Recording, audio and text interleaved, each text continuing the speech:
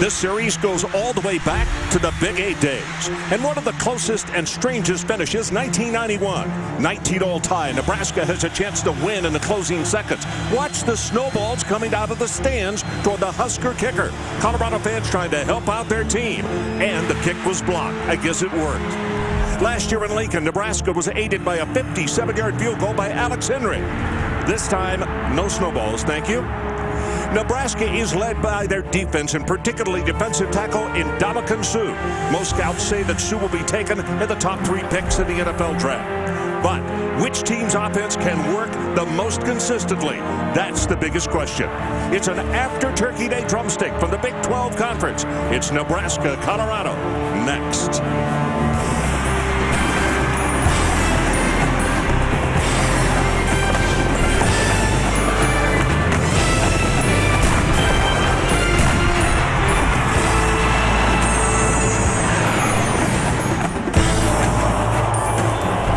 Welcome to college football, presented by Kay Jewelers.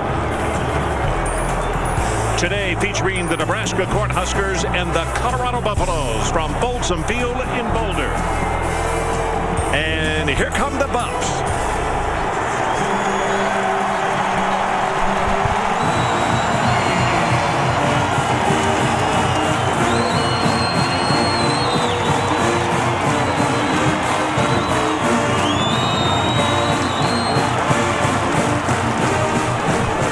Everybody, Ron Franklin along with Ed Cunningham, and welcome to an absolutely wondrous day here in Boulder, Colorado. Let's cut to the chase and get one story taken care of, and it says in the Denver Post this morning, the headlines, "In Hawk We Trust." Dan Hawkins is going to be back as the head coach of the Buffaloes next year. What's your reaction to that? Well, I think from a program level, this was the right move. When Dan Hawkins was hired, they said they'd give him 5 years to try to turn this thing around. He's only had 4. So I think this was the right decision for them to keep their word. Then, as far as making the statement this morning that he's back, I think it was huge for today's ball game. Of course, Colorado not going to a bowl game, so this will be like a bowl game. And these players do like Dan Hawkins, and I think getting this out of the way is a really good idea for the outlook of this game for Colorado. Let's talk about the Nebraska Cornhuskers, and everything in Nebraska this year starts with defense. They are the only team in America that has had 3 National Defensive Players of the Week. And it started, of course, with Ndamukong Suh, as most things do for Nebraska defensively. That monster game against Missouri on a Thursday night in the rain really got on the national radar. And then because of the double teams that Suh started having, Jared Crick has the huge game against Baylor, and then, of course, the wonderful game by O'Hanlon against Oklahoma. So they've got a bunch of frontline guys. Carl Pelini, the defensive coordinator, Bo Pelini, his head coach brother, 2 of the finest defensive coaches in the country. Offensively for the Huskers, it's been kind of like this at times. They have sputtered, but Roy Halu, the running back, is now healthy. All the difference in the world. Yeah, they were trying to find anything. Sean Watson, the offensive coordinator, told us it was like the Apollo 13 mission. They were spreading everything out on the table trying to get these guys home. Now they have Halu, one of the best backs in the Big 12, healthy. He's going to pound it 25, 30 times today. Surrounded by beauty and the mountains here in Boulder, we got college football coming up. It's Nebraska and Colorado coming up next.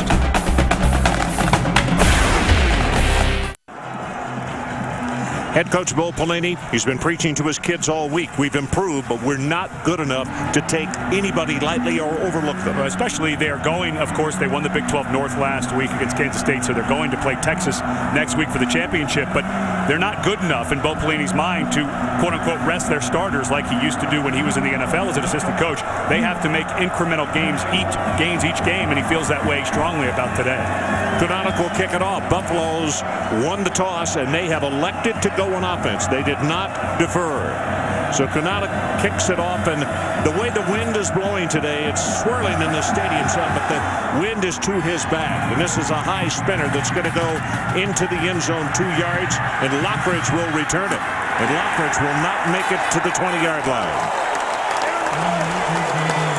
Time for the quarterback profile and a closer look at Tyler Hansen. Young man who had his red shirt pulled last year when he was a true freshman midseason. They were trying to redshirt him again this year when Cody Hawkins, Dan Hawkins' son, was struggling against Texas. They put him in the game, gave him a little bit of spark. More of an athletic guy, but let's not forget last week against Oklahoma State, injured his right thumb. X-rays were negative. Seemed okay during practice, but if he starts struggling, maybe we'll see Hawkins come off the bench again. Nebraska pretty tight at the line of scrimmage. Nebraska does send, or Colorado sends a man in motion. Hansen to throw on first down. He's looking for the tight end. Now he's going to put it on his hip and run, and he'll pick up about 6 yards on the play. Here are the impact players for Colorado. Rodney Stewart had a hamstring injury earlier in the year. Good, tough runner, little guy, but he pounds for extra yardage. Ryer Gear, senior, playing his last game here, has become a big part of the play-action package at tight end. And Marcus Burton, a big 265-pound middle linebacker, had a forced fumble last week against Oklahoma State. He'll need to do that today, I think. Some turnovers, I think, will be necessary for Colorado to get a short field.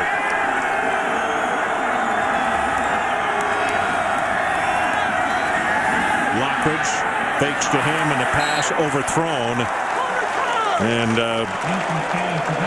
had a receiver wide open and just overthrew McKnight.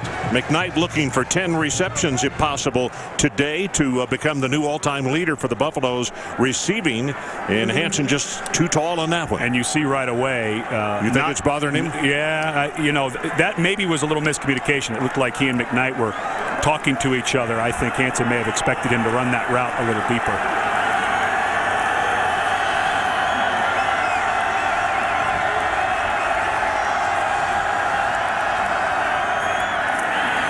Now the blitz picked up nicely. Hansen gets it away, and it's thrown out of bounds. And the hat came flying, and the reason for that, if you were watching LSU Ole Miss last week, the receiver had gone out of bounds, and it has to, you throw a beanbag or a hat, one of the two. So it's going to be 4th down as you look at Coach Hawkins. And I think he has weathered the storm around here, the hot seat that he has been on all year, very well. He has not lost his positive demeanor, continued to work, and I think fought through it pretty well. DeLallo to kick. He's a left footer. Niles Paul runs into his own man and is not going to go more than about 5 yards. 38 on the punt and 7 on the return, and you got to give one of the Huskers credit for making the tackle.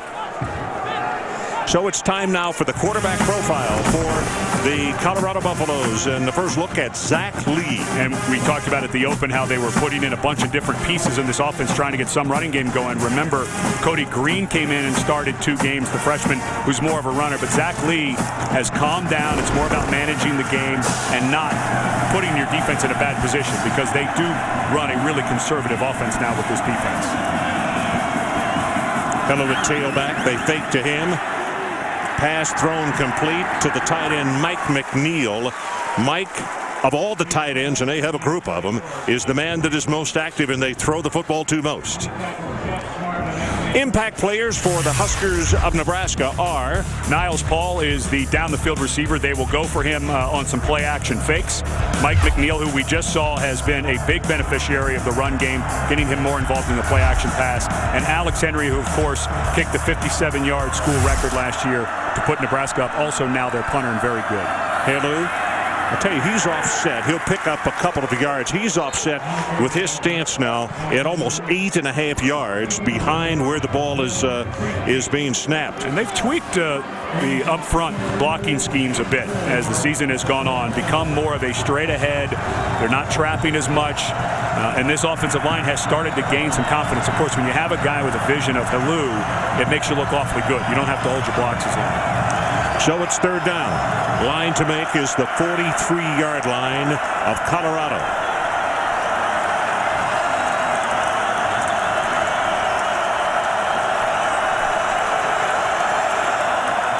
Blitz coming, delayed in the flat, throws it complete, and that is enough for the first down to Brandon Kinnick.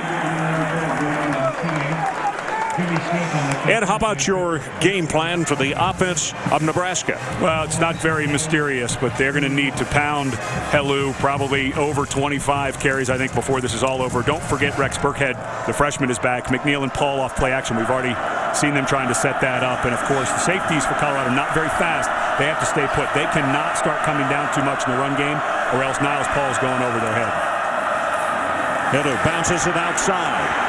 Got one block, but going to be hauled down at the 35 by Benjamin Burney, a senior out of Lone Tree, Colorado. And Burney, a young man that they moved to, remember that disastrous defensive outing against Toledo back at the beginning of the season, where their safeties just looked bad in that game, and they took Burney, a guy who's been through a lot, 5 different surgeries, and they needed some speed, so they took him from corner and moved him to safety. That was a good open field tackle.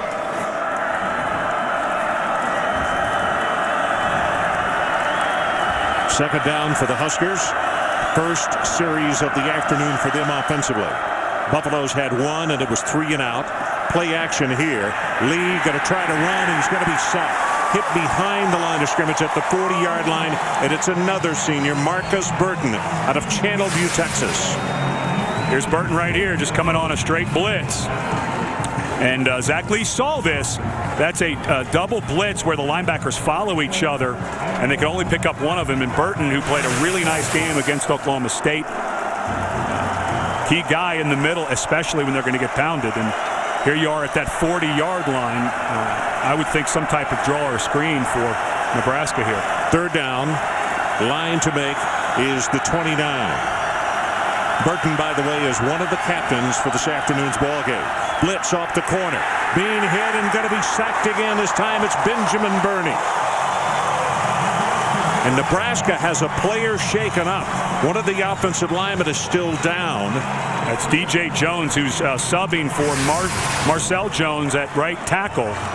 But a nice blitz off the corner, and Burney goes unblocked. That's a blown protection. Either Zach Lee thought that the safety was going to be picked up, or there was somebody that blew an assignment there, but he ran free, and Zach Lee needs to know that. Alex Henry, place kicker and punter, kicks this one for the sideline, and he has to because of the strength of his leg, and it is touched dead inside the 5-yard line.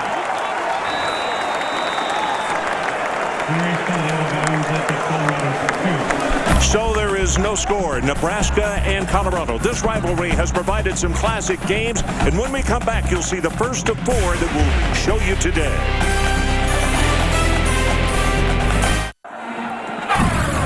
Number 2 Colorado defeats number 3 Nebraska on their way to claiming the Big East Conference title and a share of the national championship with Georgia Tech that season.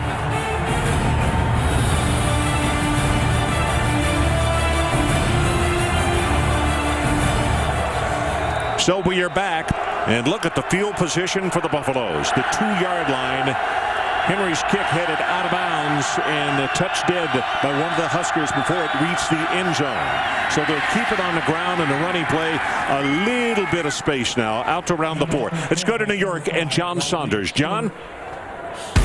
We're on the Sports Center right now, presented by Best Buy. As we told you earlier, Tiger Woods was injured in a car accident after his car hit a tree and a fire hydrant. News is now he was taken to the hospital but has been released with facial lacerations. Alabama facing Auburn today, and Auburn had a 14-0 lead till Trent Richardson goes in from 2 yards out. Auburn still leads it 14. Well, in case you're wondering where that is, Buffalo Herd is located within sight of Interstate 70. You can see the cars going by just west of Denver. I wonder if that's where Ralphie goes after her run. I don't know. It's a wonder that some students have not gone out there and put headgear numbers on the side of those Buffaloes. Asante is on the bench and is up, and in the lineup is P.J. Smith. Third down and short, and a flag comes in. Yeah, there was movement on the right side of the Boy, I'll tell you, one of the things. Prior to the snap, false start, offense, number 77, 5-yard penalty, remains. That's a huge third mistake. down. This is an oft-penalized Colorado team, and that seems like a small thing, but that's not small right there. You have come all the way out from the 2-yard line. And the way Nebraska had lined up, there was a huge gap over the left side. I would assume they called a quarterback sneak now, and it looked like they could have just walked for the first down, gotten out of the shadow of their own goalpost, and now they're in a situation where I think you've got to throw a screen or something, a wide receiver screen. I don't think you want to sit Hansen in the pocket here, because with this pass rush, you could get a safety. Looking. Going to run it, caught from behind, and the tackle is made by Turner. Barry Turner, the senior out of Antioch, Tennessee, and that is short of the first down. So taking an opportunity for a short first down away from yourself, it's just not good business. They've already punted to Nebraska earlier, and they got field position inside the Colorado 50. That's like 20-foot putts. You just don't make a living on those things.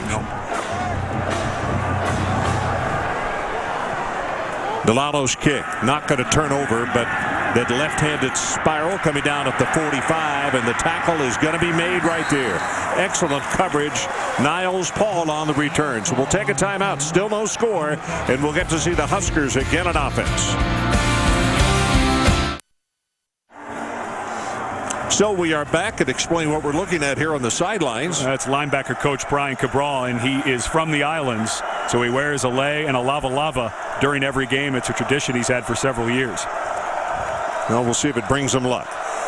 Nebraska this time not across midfield, but about 4 yards from it. So Colorado on 2 punts has given the Huskers really good field position. Blitz coming off the high corner, and the hit is made from right there. And that's a really nice play by Chappelle Brown, another one of the seniors. He's from La Puente, California. And a lot of people really doubted him when he came in because he's so small. But he started for 4 years now. And when you talk to Ron Collins, the defensive coordinator, who early on is showing his hand, he's going to bring pressure from his secondary right now. Nebraska not knowing where these guys are coming from. But he said of all the seniors, this is the guy I'm going to miss the most. He wasn't supposed to be good. He is 5'7". 46 starts. Yep. 46 starts for him. Pitchback, they run it into the boundary, and a little hit behind the line of scrimmage. Again, it's Chappelle Brown as they had flip sides. Speaking of the corners, and he's right there to put a stopper on Nebraska again. Now it's 3rd down, and the line to make is around the 44-yard line. Well, watch how physical Brown is on the edge here. Watch this inside receiver. He's going to go out and try to put a block on Brown, and Brown just chucks him, headbutts him, and goes right to make a tackle. That is a tough guy. I think Brown's going to get a shot, even as small as he is, at the next level because of plays like that. 8 snaps, 5 total yards because of the 2 sacks for Nebraska. They're showing blitz again. This time off the near corner. Flag comes down. I think, it's going to be delay of game. Yeah, Hickman, the center. Offense, 5-yard penalty, remains 3rd down. And just like Colorado, Nebraska's offensive line has really struggled with penalties. And that Hickman, you get the silent snap count, meaning you look between your legs, and when you get the signal from the quarterback saying he's ready, you pull your head up. There's a certain amount of time that goes, you snap it. And he never saw that Lee was ready to take the snap and got to delay a game.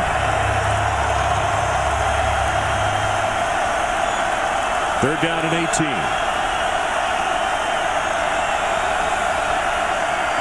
Lee, quarterback draw. Boy, he gets smacked down hard again. Chappelle Brown with 1, 2, 3 tackles. I know he had to have the other 10 as well, but I'll tell you, when you look at the play-by-play on this one that comes from the official score, they're going to say it was a one-man army out there. Small army in size, but a big army in heart. He's a one-man 3-and-out crew. I'll tell you, here's a guy, though, that can flip the field. Henry with his punting. And look at this kick. In this altitude, all the way back to the 3-yard line. And the tackle gets by 1. He's going to be stopped at the 7. We have talked, it should have been let go. But Henry has become such a weapon for Nebraska. Well, ESPN2 has 2 college football games tonight. First of all, it is number 9 Pittsburgh against West Virginia. That's called the Backyard Brawl. 7 o'clock Eastern Time. And then at 10, it is Nevada taking on number 6 Boise. That one begins at 10 p.m. Eastern Time. College football prime time on ESPN2. And both of those games may have some outcome on the BCS. Of course, Pittsburgh, with only 1 loss, go to play Cincinnati next week. And then Boise State gave up almost 300 yards to Fresno State rushing earlier in the year. Nevada, the best running team in the country. 58 yards on the punt by Henry.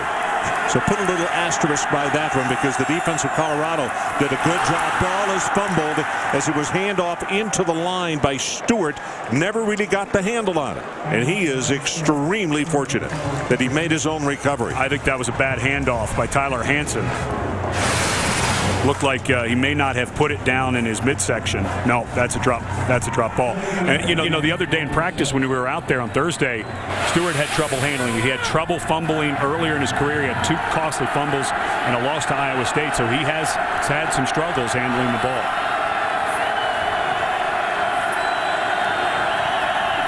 That's McKnight in motion. And they use him almost like a little trap play. He's blocking inside, and Ndamukong Suh, they're not booing, but he is the man who made the tackle. Let's take a look at the game plan, Ed, for Colorado.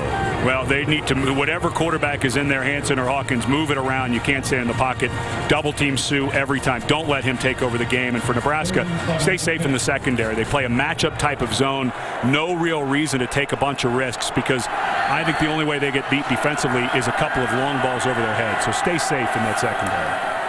Dean in motion. Pass is thrown complete, and the screen up the sideline. He's going to make it out to the 15-yard line. It's Rodney Stewart.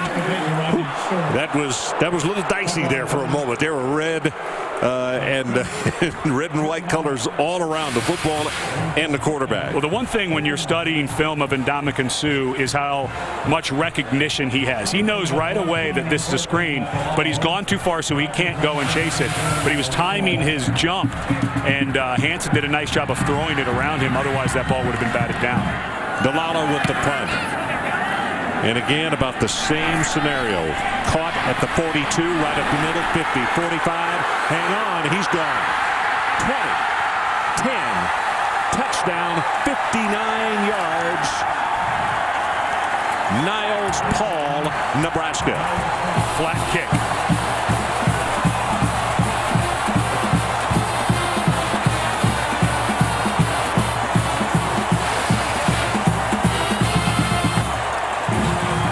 That ball came off of DeLallo's foot a little funny, kind of drove a little bit, and they had a perfect middle return. And you hear the crowd here. This is there's a lot of Nebraska fans here.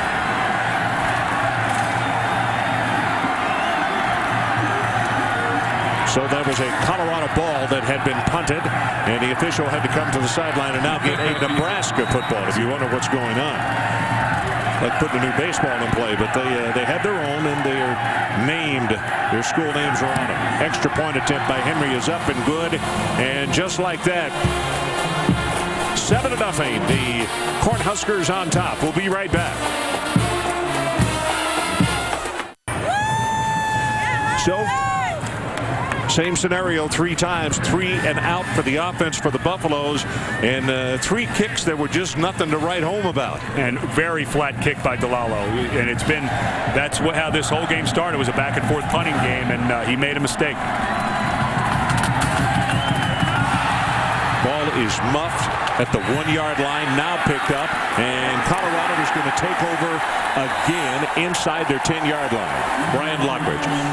John Saunders, let's check with you in New York. Ron, in the Taco Bell studio update, Alabama fighting back against Auburn, down 14-7. Greg McElroy, 33 yards to Colin Peak.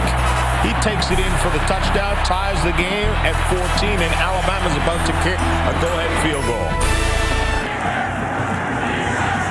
Okay, John, our situation here in Boulder, weather is beautiful, but the situation for the Buffs has not been. They have scrimmaged deep in their own territory the entire afternoon, and this is the 4th offensive series. Brian Lockridge comes into the ballgame at tailback, along with Rodney Stewart, and now Nebraska wants to call a timeout. 7-0, Nebraska.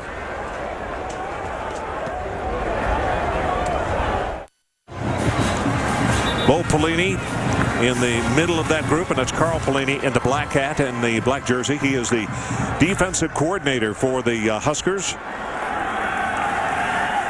And they have to really like the situation that they've been in. Alex Henry has just kept the Buffaloes with their backs to the wall the entire first quarter. We got 3:27 to play in this opening quarter. Quick out pass. Better get on it. That's a backwards pass. And you can see, well, the official is saying that it was not a backwards pass. Not going to argue, but I certainly, boy, when it looked like it. It sure did. It sure did. And with review the way it is, if it's close, they're supposed to let things like this go. Let's see, he's on the 3. Can't tell from this angle right here. It's awfully close. Awfully close. The official waved it off fast enough that he must have seen clearly that it was forward. Rodney Stewart, the lone setback.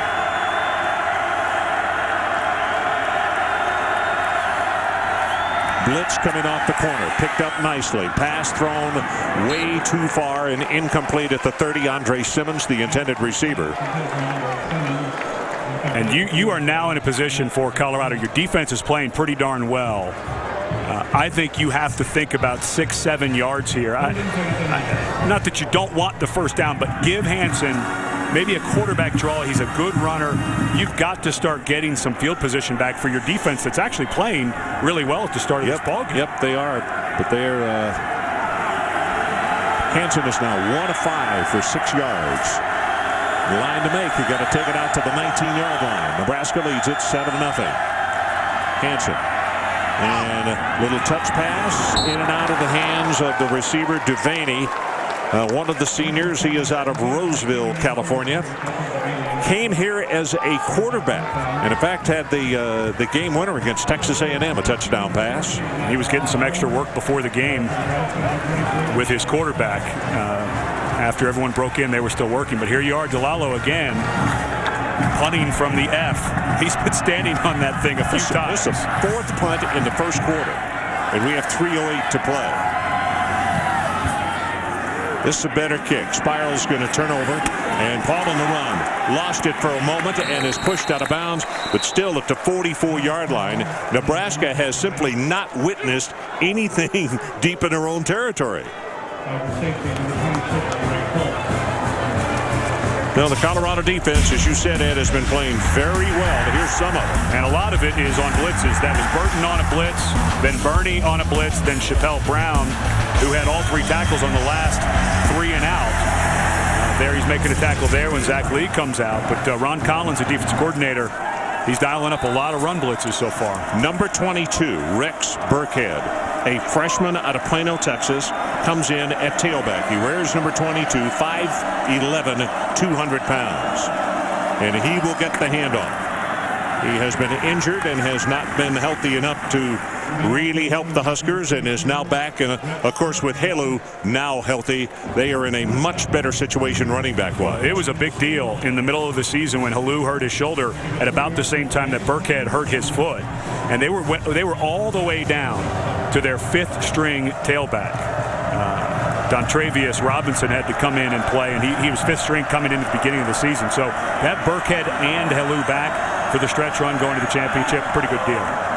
Little play action. They roll the pocket and dumps it off in a short pass to Kyler Reed. And Reed's not going to get very much. And again, the defense of Colorado, folks, is playing very nice football against a team that is that's highly favored in this ball game. But the situation with 3rd down, well, let's just see what happens here.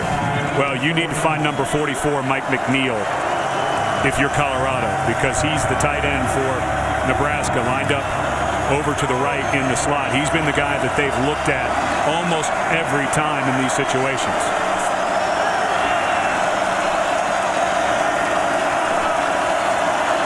Play clock is down to 3.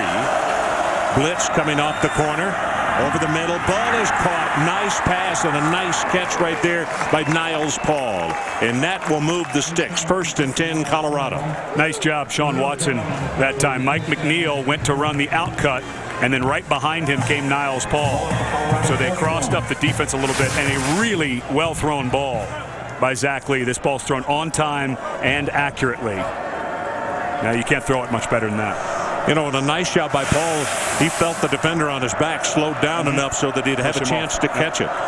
Legate into the ball game at fullback, number 48, redshirt freshman from the state of Nebraska. And they hand it off to Burkhead. And he will take it for about 3 yards around the 38-yard line. And this is a young man that Nebraska's very excited about. In the last 2 years in high school, he had over 3,500 yards rushing and 89 receptions. So he's good between the tackles. He's got good vision, good power, but he can also break out and catch the ball. Jeff Smart making the tackle. He's another one of the seniors, and he could walk from the stadium to his high school and be there in about 4 minutes. It's Boulder High School is just right down the street. Jimmy Smith also helped out on that last tackle.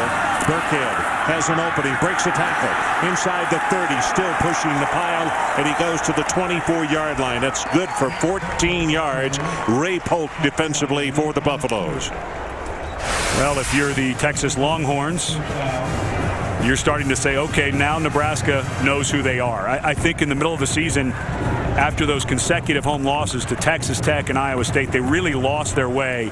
This team has a really good idea of who they are offensively, and it's straight ahead running. Right now, it is straight ahead to the second quarter, 10 seconds down to 9. And Nebraska not even contemplating running another down in this first quarter. And that is it. We are through the first 15 at a timeout on the field. 7-0. Nebraska leads.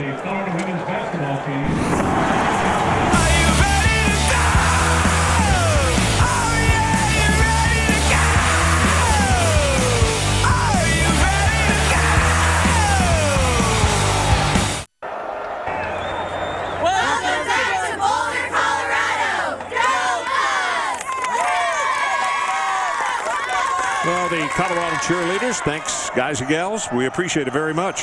Good look at Zach Lee, the junior out of San Francisco, 6'2", 215. And they scrimmage with a 1st and 10. You can see the line of scrimmage just inside the Buffalo 25-yard line. Burkhead, the lone setback. Going to go to an open receiver over the middle. Caught. Touchdown, Nebraska. Ben Cotton.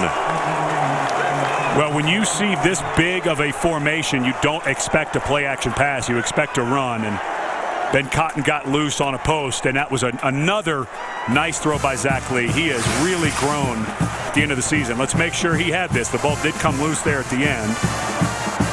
But, yep, he had it as he crossed. The ball came out after the touchdown. Another wonderful throw, though. Zach Lee seems to be in a pretty good rhythm right now.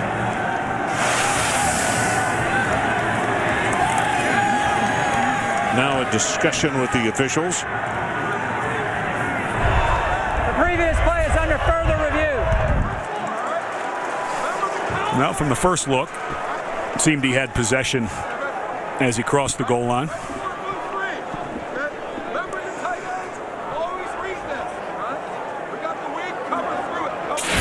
Well, the ruling on the field is touchdown, and we get another look at it right here. Ben Cotton right there.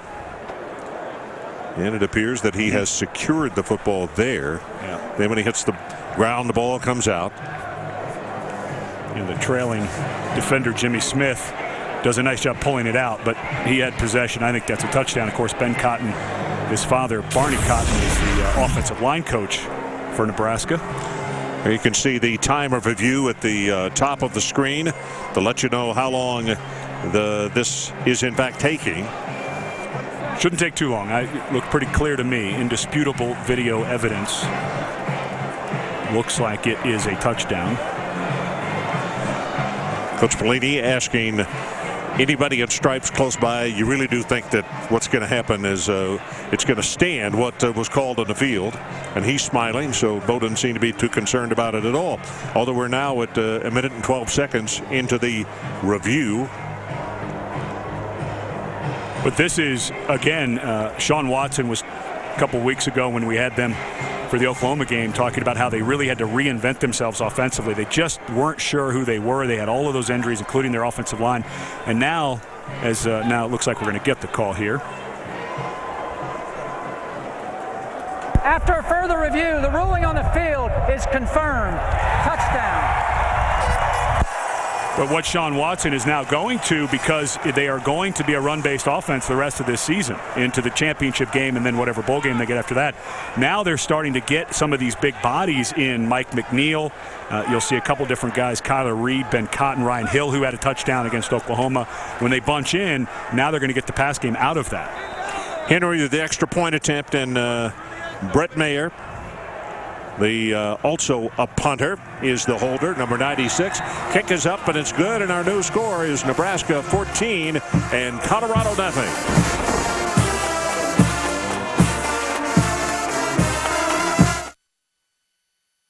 Buffalo Wild Wings presents the top 30 plays of the last 30 years. 27-point underdog Appalachian State took a 2-point lead with seconds remaining, but 5th-ranked Michigan lined up for a game-winning field goal. The Mountaineers' shocking win was the first ever for a Division I FCS team over a ranked Division I FBS team. Follow the Top 30 Countdown all season long.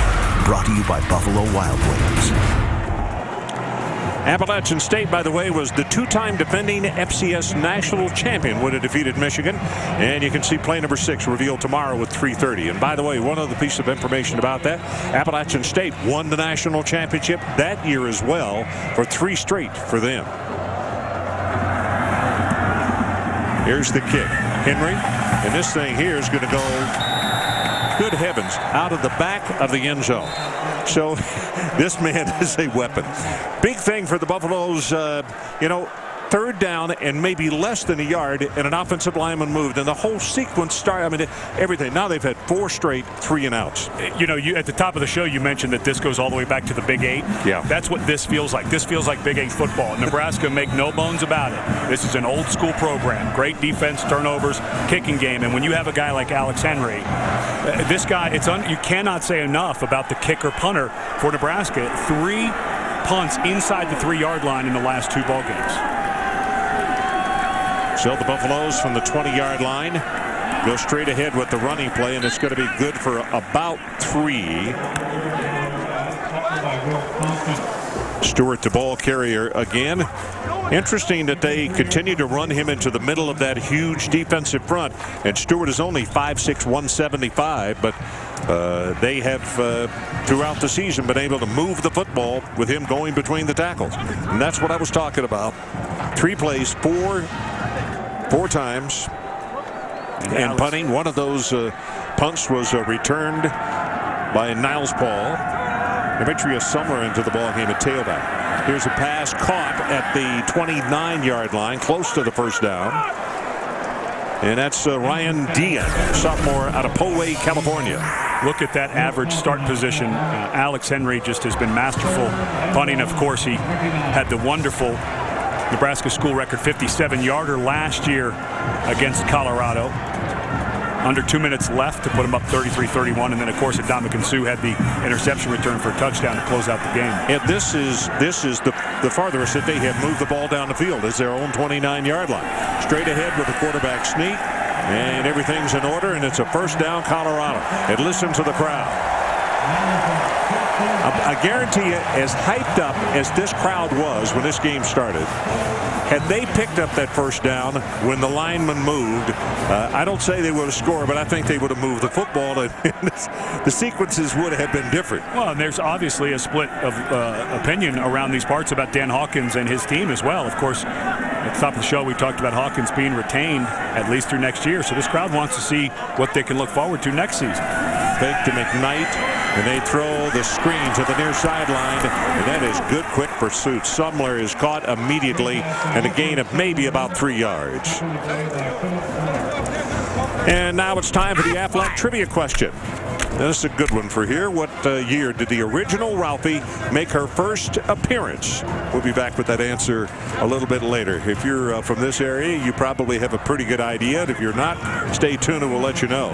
In fact, we might even show you some footage. In fact, I know we will, of the original Ralphie and how it looked then. Hansen, play action, now throws in the flag, and that's McKnight trying to make the catch and hold on for a first down, and he came down right on the marker. Got to be a first down, Colorado.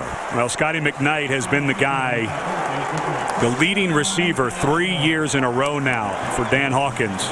And credit Cody Hawkins, Dan's son, for recruiting Scotty McKnight. He went to his dad. He played with Scotty in a camp over one summer in high school, and he said, "Dad, you got to get this guy here." They brought him in as a walk-on in 3 years in a row now that he has led this team in receiving. Play is under further review.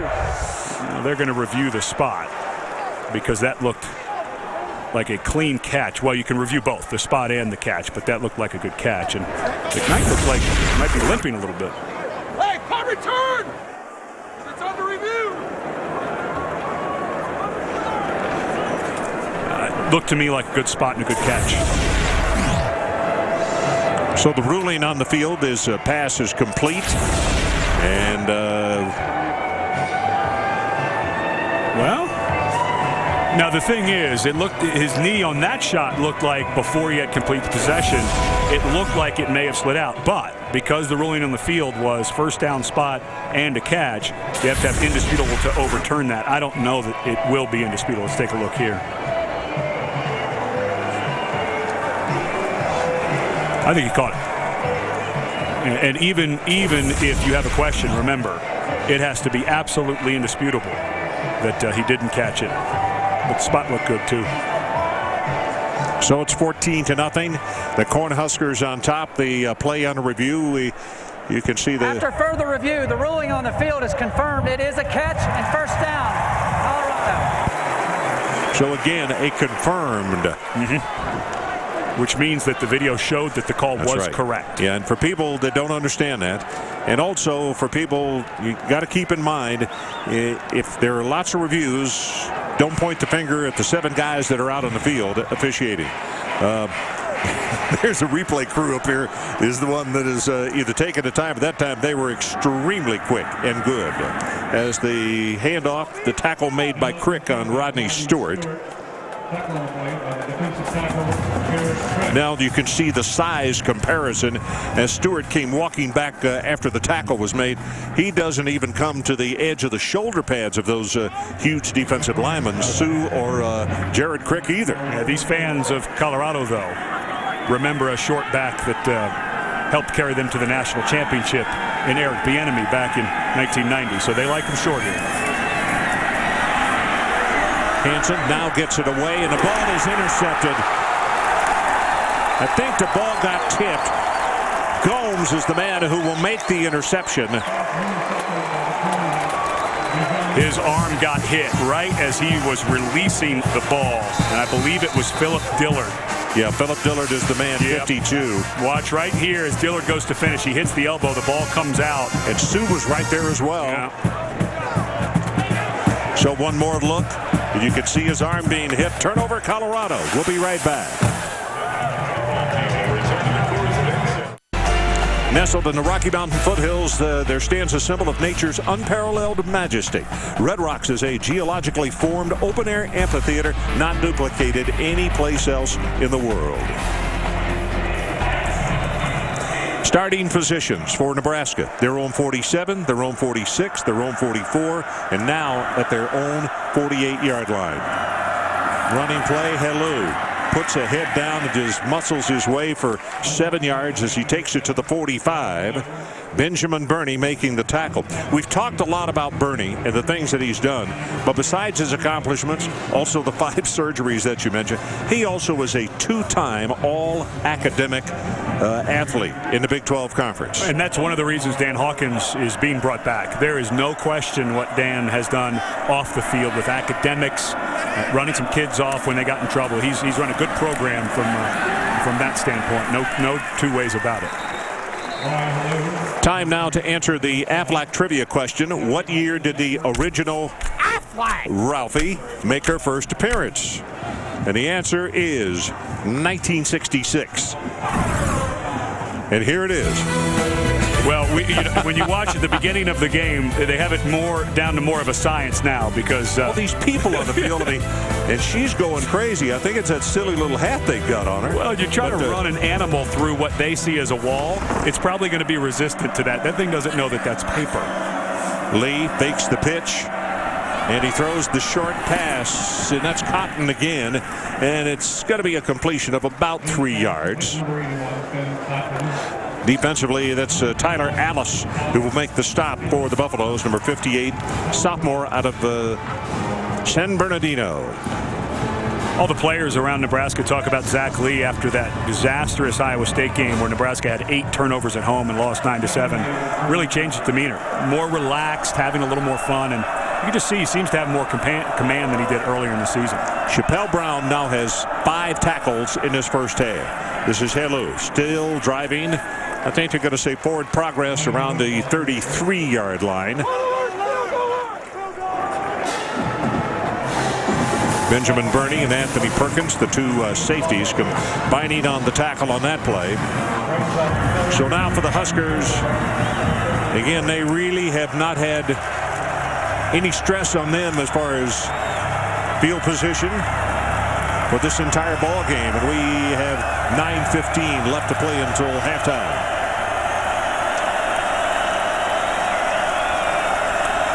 Got to take it to about the 29.5-yard line. Here comes the blitz off the high side. Gets his pass away, and it is incomplete at the 5-yard line, intended for Niles Paul. And it's going to be a 4th down. And now Henry, this is going to be a field goal attempt. Before the ball game, both kickers for Colorado and also for Nebraska were kicking field goals that were 55, 57, 58 yards with almost ease. This is into a little bit of a breeze. It'll be a 50-yard attempt by Alex Henry. He had the 57-yard record kick last year against Colorado. Plenty of distance. And wide right, no good. So mark it down at the 8:54 mark of the first half. Nebraska finally did something wrong. We'll take a timeout. Huskers lead it, though, 14-0. And we are back, and not a happy thing to think about just one day after Thanksgiving here. Colorado's offense, 19 snaps today, and they have not crossed midfield. When seeing this defense, and we saw Texas last week in person against Kansas, I am really excited. Even though Texas A&M played great last night, Gerard Johnson played wonderfully. I'm excited to see these two defenses, Texas and Nebraska, go head-to-head, two of the very best in the country. Rodney Stewart, the tailback. This does equal the best starting point that they've had at the 33. Stewart. I'll tell you, for a little guy at 175 pounds, Dillard makes the tackle. That's tough sledding with those big tackles. Well, Saturday night, ABC and ESPN2 delivered 2 full national games. Notre Dame will take on Stanford, and Georgia will take on number 7, Georgia Tech. That is tomorrow, 8 o'clock Eastern Time. ABC, HD, and ESPN2. 8 o'clock Eastern Time. Sorry, Ron. I'd like to see Colorado start using a little misdirection, trying to get some things bounced outside. I know you want to keep pounding, so maybe you can set something up, but they're just not getting much in the middle here. Pass caught at the 40-yard line, and then really tagged was Marcus Simas. And he didn't catch a pass in the first quarter. Just didn't have an opportunity. He was suspended the first 2 ball games of the year, so we did not see him in that Toledo game.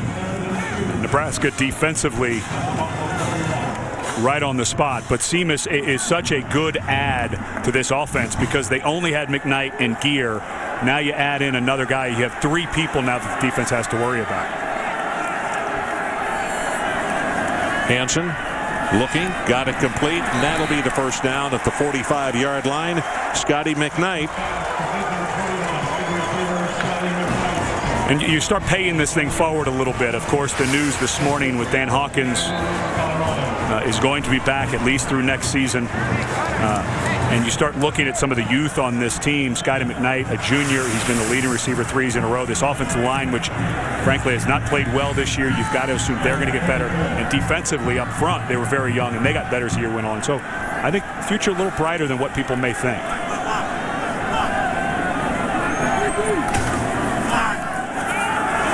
Reverse. Lockridge broke a tackle and then knocked out of bounds at around the 43-yard line. So there you go, across midfield for the Buffaloes. First time, right? Yeah, first time, and this crowd is loving it. I mean, they were really pumped when this ball game started this afternoon, and the offense just, well, they kept starting so deep in their own territory that they didn't really help themselves a lot. A little bit of a spark. Lockridge gave them a spark last week with that 98-yard kickoff return against Oklahoma State. So, well, and Simas also is a young man that he has really been going well with what he has been doing. That's the first gain of 10 yards plus of the afternoon. Zings it complete, and the Buffaloes are in business inside the 25-yard line. Scotty McKnight. 158 catches coming into this one. This is not an easy catch because it is thrown right. You can see O'Hanlon right there with shading his eyes. McKnight, it took him a moment to find that ball because the sun was right in his face. Nice throw by Tyler Hansen. Crowd now up and making some noise here at Folsom. From the 21, handoff stroke. 15 at the 10. Puts it inside at the 5, and it'll be first and goal. Colorado with the 3. Alfonso Dennard makes the tackle for the Huskers. Well, right when he got here as a true freshman last year, they gave him the moniker Speedy. Because at 5'6", 175 pounds, he is quick. He's got good vision. Cuts this back. Good blocks on that backside. And the outside linebacker didn't close it down quite enough. Almost gets the edge. Asante got caught in traffic there. He was coming up to make the tackle and picked off by the Buffaloes. First and goal. You can see the line of scrimmage is the 2. Somewhere is the tailback. Want to throw it. Touchdown Barons. Jake Barons, a senior out of Cedar Rapids, Iowa. And on Seniors Day, that is a huge player catch.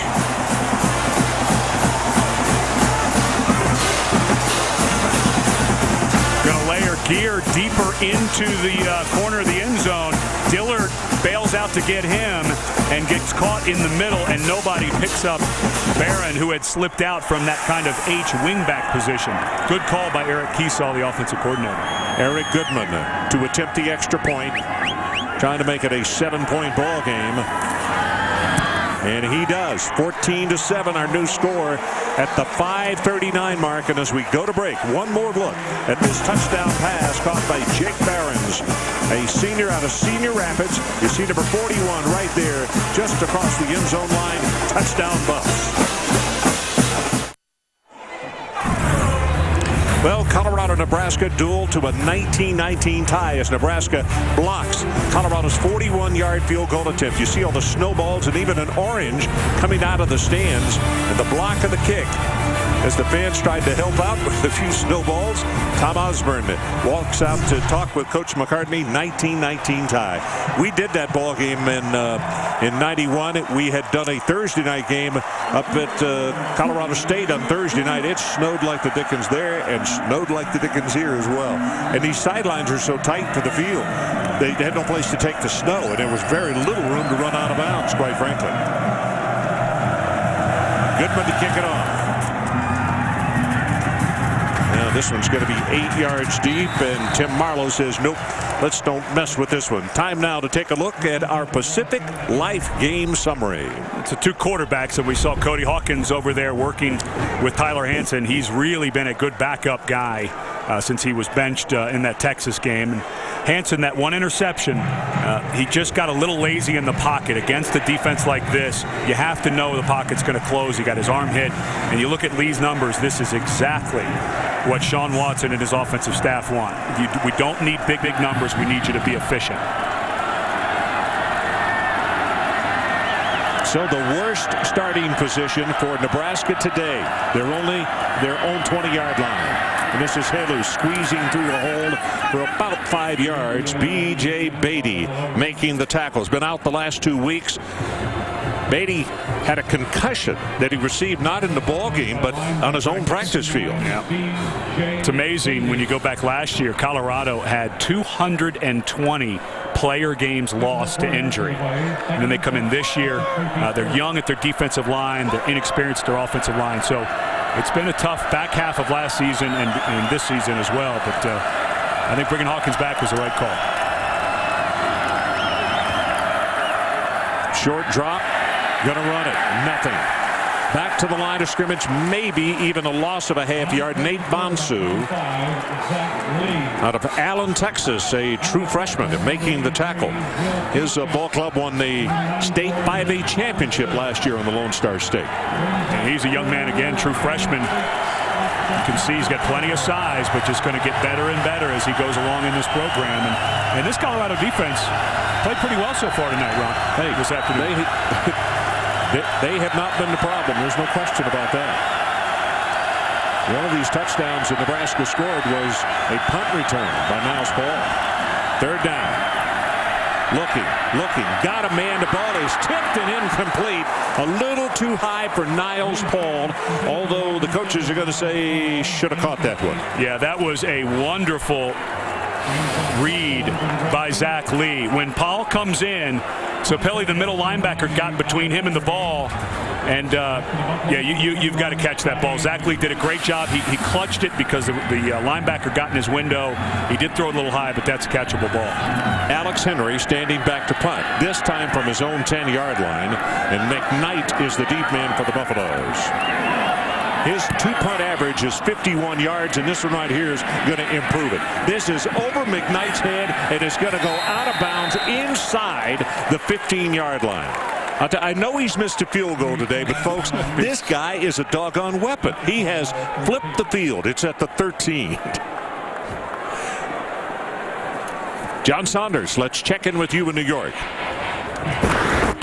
Ron, coming up on the Capital One halftime report, we'll update the status of Tiger Woods, who was in a car accident today, plus the Iron Bowl. And we'll revisit Colt McCoy's big performance from last night in a win over Texas A&M and discuss whether or not it was enough to help him win the Heisman Trophy. It's all coming up on the Capital One halftime report. So, Buffalo's take it over. And the running play is going to be out across the 15. Rodney Stewart tackled by Pierre Allen. And we're just talking during the timeout about Henry and what he could do. A 62-yard boot, they're going to say officially there. So his average will get even better. And, most of the times kickers are not necessarily drafted. They're picked up free agent, but place kicker and punter. And he's only a junior. And he's good at angle kicking, getting that ball out of bounds inside the 10, and most guys in college can't do that. Hansen, ball is dropped, and probably a pretty good thing that lost yardage at the 15-yard line. Amukamara making the play. Prince Amukamara, a junior out of Glendale, Arizona. And one of the guys that was recruited by the previous staff, Bill Callahan's group, switched from wide receiver over to defensive back, and Carl Pelini said when we moved him over, he wasn't quite sure he could be an elite guy, but they have big plans for him. Had that great interception, return to the 1 against Oklahoma. Cameron Meredith into the lineup, number 34 for the Huskers. He is a redshirt freshman and has really shown well. Pass thrown right to the defender. That's O'Hanlon, and he will take it in for the touchdown.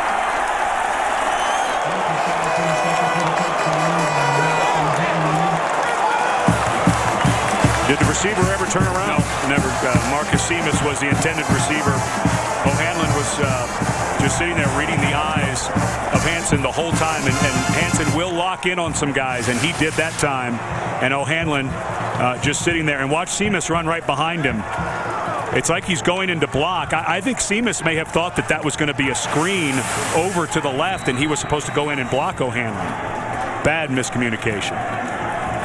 Extra point attempt by Henry is up, and it's good. So of the 21 points that Nebraska has this afternoon, it won a punt return, now an interception return by O'Hanlon, who was one of those National Defensive Players of the Year. So the Cunningham Cam, which was shot, and this one is up in Lincoln. Yeah, well, we were up there for Oklahoma. We were walking through, and we saw the life skills department, so we wanted to know what that was all about. Coach Osborne speaks to them on leadership. This week, we have people coming in talking about money management, just simple budgeting. It's a big issue on a college campus. Relationships, social networking sites. Well, it's mandatory from what we found out from him. And all freshmen, have to take that course. Everything from how to do a bank account to making the adjustment from high school to college. And a lot of schools do that, but usually it's within the academic department. But Dr. Osborne thinks so much of that. They get no credit for this one. But they have to take an entire class for a semester. And, I go back to when I was in college. Can you imagine how helpful that would be for a young student coming in, having to manage your time with what amounts to almost a full-time job in athletics and all of the things that go into it? I really commend Nebraska for putting the resources behind a department like that, and they help them beyond college too. They help them with resume building and how to go out and interview. It's a great program that they run at Nebraska. Konata prepares to kick it off for the Huskers, now on top again by 14 points. Lockridge, the deep man, and is going to let it sail over his head. John Saunders, you got more on Auburn, Alabama, understand. Well, Ron, Auburn has hit the trail in this game. Second half now, Chris Todd hooks up with Darvin Adams. It covers 71 yards, and the Tigers jump in front 21-14. And we are back. So Auburn giving Alabama a headache today, 21-14 right now. And of course, that's being played down on the plains in Auburn, Alabama. And how interesting does it get for the national championship if Alabama loses today and then goes and beats Florida? You have 2 one-lossers in the SEC. Do they drop down and a TCU or Cincinnati become a part of the conversation? I think they would.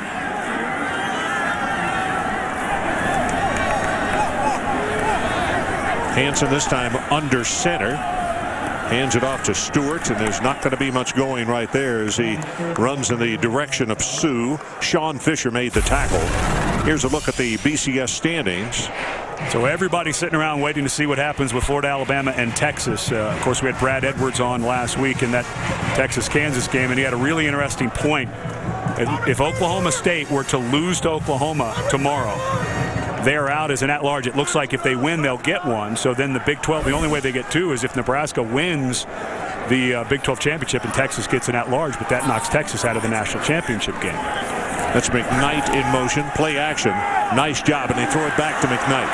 30-35, and out to around the 38-yard line. That's a pretty good lick right there. In fact, the defender had to bear the brunt of it. And Asante, I think, is down. Is that Asante who's down? No. O'Hanlon.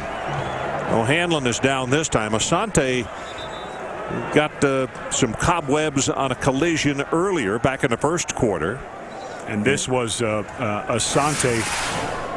O'Hanlon comes in to hit late, and Asante already has the ball carrier, and they have a collision. Yeah, so it's 2 people you're taking on at the same time. Here it comes right about here. So the hit is not just the ball carrier, but also the defender who is forcing the play. And you can see O'Hanlon getting completely spun around. O'Hanlon, the young man, of course, we talked about off the top of our telecast today with 3 interceptions, and the game against Oklahoma was the National Defensive Player of the Year. Nebraska has had 3 of those this year. And that's what I thought. They're doing the squeeze test on that left elbow. It looked to me like his left elbow may have caught the helmet of Asante as he came in there. Well, he's getting up and going to come off under his own power, which is always a good thing. We've got 2:30 left to play in this first half. Nebraska 21-7. And the Buffs would sure like to tack on another 7 to go in at halftime down by only a touchdown. P.J. Smith comes into the lineup. He is out of River Ridge, Louisiana. Played at John Curtis High School, a high school that has sent over the years a lot of kids into Division I football. And now for Colorado, good field position, 2 minutes 30 seconds, 3 timeouts. You can be pretty comfortable. You don't want to be slow, but you can be pretty comfortable with what you're doing here offensively.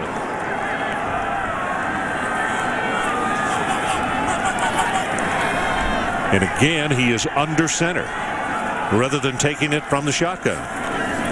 Play action, looking, wanted the screen pass, couldn't get it. Now Hansen's going to run, and a flag is down in the backfield, and he's shoved out of bounds at around the 48-yard line by Gomes. Steinkuhler with good pressure for the Huskers. Yeah, it looked to me like Barry Turner. Hold on the offense. Number 78, 10-yard penalty. First down. Yeah, I'll tell you what, from listening to his microphone, that wind may be a little bit stronger down on the field than we had anticipated or thought it was. It wipes out a 10-yard gain. I mentioned Steinkuhler and the pressure. I mentioned Cameron Meredith just a moment ago. These are 2 young redshirt freshmen that Carl Pelini just thinks the world of, and they bring them in without any reluctance whatsoever because they really, the production doesn't drop off any. And marked down another big penalty against an offensive lineman. Remember that Gibbons jumped earlier on that 3rd and 1 down deep. Stewart hit hard as he goes across the 32-yard line, and Dominican Sue is right there to make the hit. Well, if there's any doubt when Nebraska is good, it's good for economies all over the place. This answers that. Look at all of the red around this stadium, and you heard that Sue.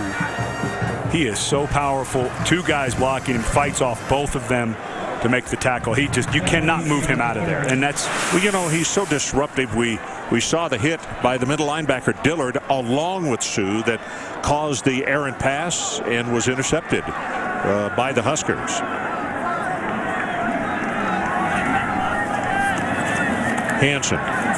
Ball is tipped as he throws him. Guess who? Baker Steinkuhler, the young man we were just talking about. Of course, his father is Dean Steinkuhler, who was an All-American offensive lineman for 2 years for Nebraska and went on to play for the Houston Oilers in the NFL. And because of the incomplete pass, look at Sue going over there trying to get another interception. Remember last year he had that interception. He scored in this ball game. Yep. Off a tip pass by his buddy Zach Potter. So it's third down. Line to make is just across the 48-yard line, and Stewart will run it. Going to be caught by the ankles and takes it back to the original line of scrimmage, and it's Cameron Meredith who will make the stop. And a nice timeout there by Nebraska. You get to fourth down because of the penalty. But let's go back and check out that play. Just unbelievable. After the 57-yard field goal, the place is electric. Zach Potter bats the ball, and watch the stiff arm. This is what was so impressive.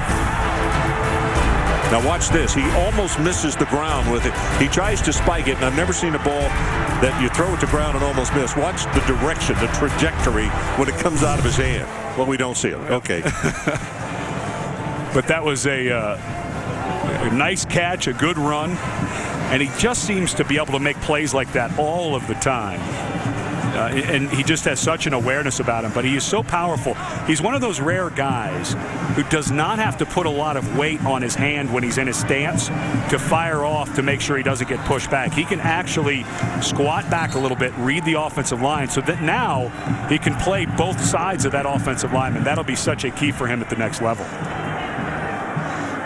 Well, the most important thing, I mean, it says Ndamukong for Heisman, and that position, it simply never happened. Not to say that it shouldn't one day, but the biggest thing, not really a concern, but the only thing he needs to be worried about and not concerned at all, and that's the draft, and that's when you'll find out how much respect people have for him.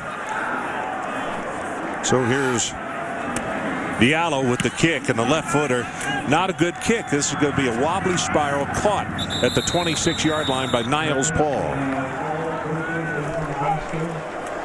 35 yards on the kick. And again, I think that was a really good timeout use by Nebraska. 51 seconds, you still have a timeout. And with this thin air, I think your 40-yard line of Colorado is your goal. So 20... call it 33 yards to pick up before you're in Alex Henry territory, and I'm sure he'd like another shot at it after missing that 50-yarder earlier. Yeah.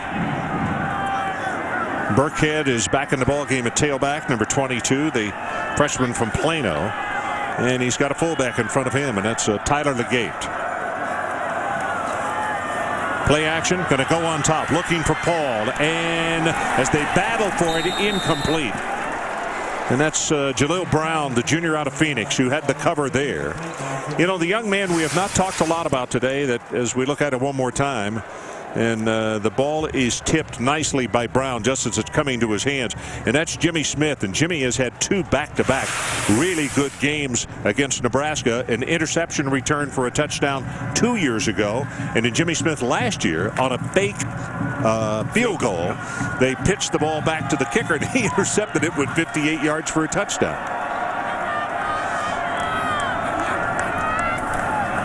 Then they're going to keep it on the ground.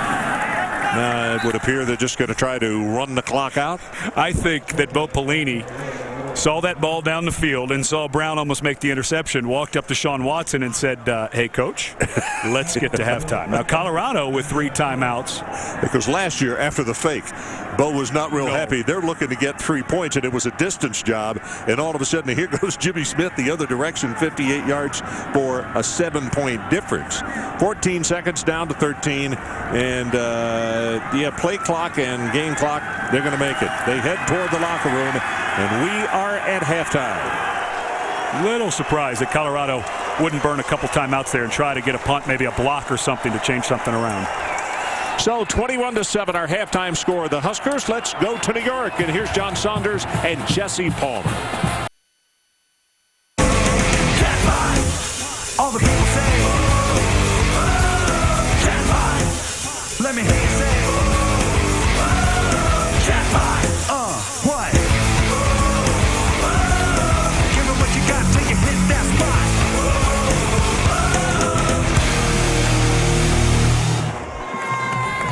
You're watching college football presented by K Jewelers, where our score is Nebraska 21 and Colorado 7. Looking down on the sideline as the Buffaloes kick it off. And this is going to go 9 yards deep into the end zone. Glad to see in that shot there the number 33 was doing a lot better. Matt O'Hanlon, who was injured back in the first half. First half, what do you think? Nebraska only has 89 yards, but they got 21 points to show for it. And Colorado is their own worst enemy. A flat punt gets returned for a touchdown. Receiver doesn't know what he's doing. Quarterback throws it right to O'Hanlon. He returns it for a touchdown. So now, defensively for Colorado, they've played well. They just need some help from their special teams and offense. And I think offensively, they've got to go back to some misdirection and move Hansen out of the pocket some. So Lee will give it to Halou. And a very short gain on the part of the Cornhuskers. I want to show you a graphic that pretty well sums up what happened in that first half. Key first half plays. Paul, 59-yard kick return, punt return. O'Hanlon, 20-yard touchdown with an interception. And Henry, 3 punts, averaging 55 yards a kick because 3 of those went inside the 20-yard line. One of them at the 3. And he is the Big 12's leader in punts down inside the 20. Just has a really good feel for placement punts. Burkhead into the ball game at tailback.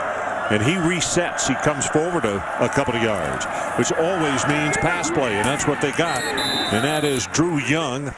Normally, anytime you see that running back step up, he's looking to pick up to help out the quarterback at a throwing plays. Take a look right now at the Pacific Life game summary halftime stats. Well, you mentioned that 89 yards, and again, Colorado has not played bad defensively.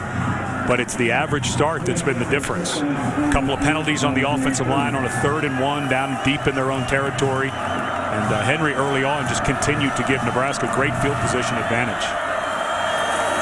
Well, for the I formation, broken play. The backs, the fullback and the tailback went to the right, and the quarterback, Zach Lee, went to the left. And he got twisted on the pile. Chappelle Brown, boy, he's getting up limping. His leg is going to get caught underneath as Chappelle Brown falls right on it. And boy, that was and Lee is now down. He has taken a knee, so you would expect that Cody Green, the true freshman, who started 2 games, is going to come in and maybe go to more of a running type offense. So it's a timeout for the injury. 21-7 Huskers.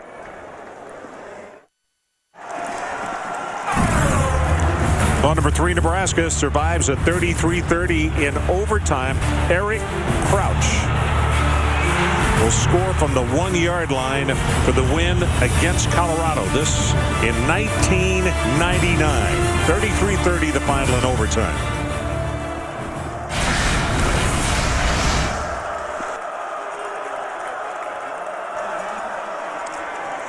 Well, into the ball game, Cody Green, and I wouldn't be surprised now if they really kind of get conservative. He's a running quarterback. He's not a throwing quarterback. And with 2 healthy running backs and Halou and also in Burkhead, you know, get out of here and get ready for next week. Well, and it looked pretty. Zach Lee got tangled up pretty bad on what looked like a broken play.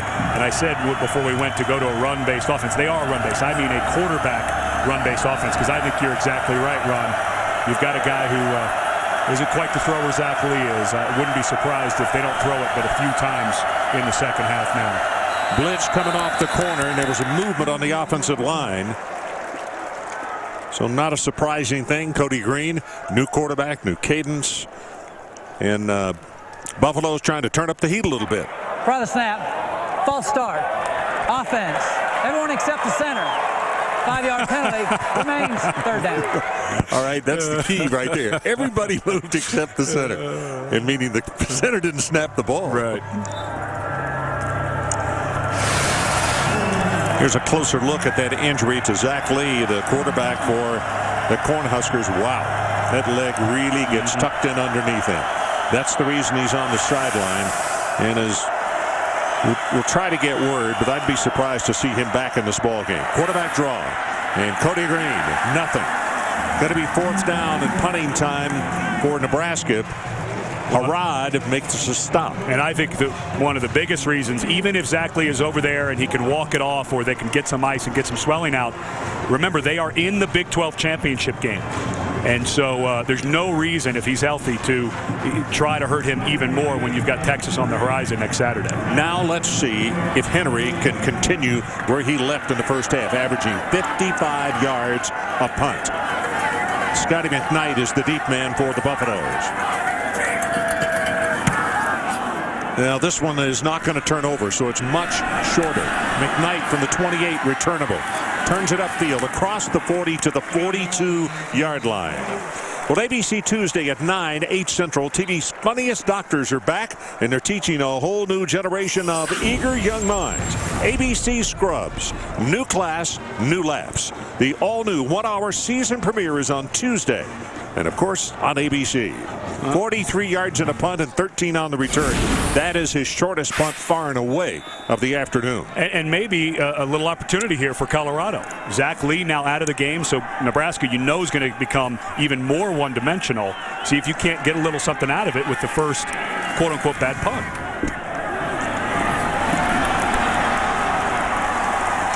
Close to the first down is Stewart. Dillard making the tackle. Gain of about 9 yards. You can see Lee walking around on the sideline. That's a good sign if you're a Nebraska fan, because if it were really bad, they'd have ice on it already and starting the treatment. So second down and short for the Buffaloes. They trail by 14. Little play action. Pass is tipped and is going to be intercepted by guess who? Ndamukong Suh. Now they're saying incomplete, that he did not hold on to the football. But this crowd was ready to celebrate. And he is upset with himself because he is usually pretty sure-handed. Good. See, that's Crick. No, he's so good. The other defensive tackle, because Suh gets dominated with double teams so much. Balls, but yeah, came out. Yeah, good sure call. did. Yep. So Colorado now with a third down at about a yard to pick up the first down. And they go straight ahead with a running play, and they'll have the first down. Rodney Stewart, not very big, but with his quickness, finally Will Compton put a stop on him. But for the Buffaloes, they'll move the chains. And let's give a little credit to this offensive line for Colorado. They went right at Ndamukong Suh, a double team, and they get him pushed back. Boy, that was a nice job by Miller. Just a good fit up. He had inside help from Stevens, the center. But Miller, a highly recruited young man, nice block on that one. Brian Lockridge, sophomore, comes into the ball game. Looking, still looking, and now throws it short, and stepping out of bounds after the catch is Dehan. And this is why Tyler Hansen, when Cody Hawkins was benched, of course, he had 2 interceptions in a row against Texas, 1 return for a touchdown when Hansen came in. But Hansen, more athletic than Hawkins. Hawkins, a shorter guy at 5'9", 5'10", was having trouble with an offensive line that was struggling. But Hansen, a little better athlete, can get outside the pocket and make plays like that. So they go with the running play. Coming back to the wide side of the field. And Stewart is close to the 35-yard line, which, of course, is enough for the first down. Under 10 minutes to play, third quarter. Matt O'Hanlon, glad to see number 33 back on the field, and I'm sure that Husker fans are as well. On our telecast this year, he now has 4 interceptions, and 1 of those for a touchdown.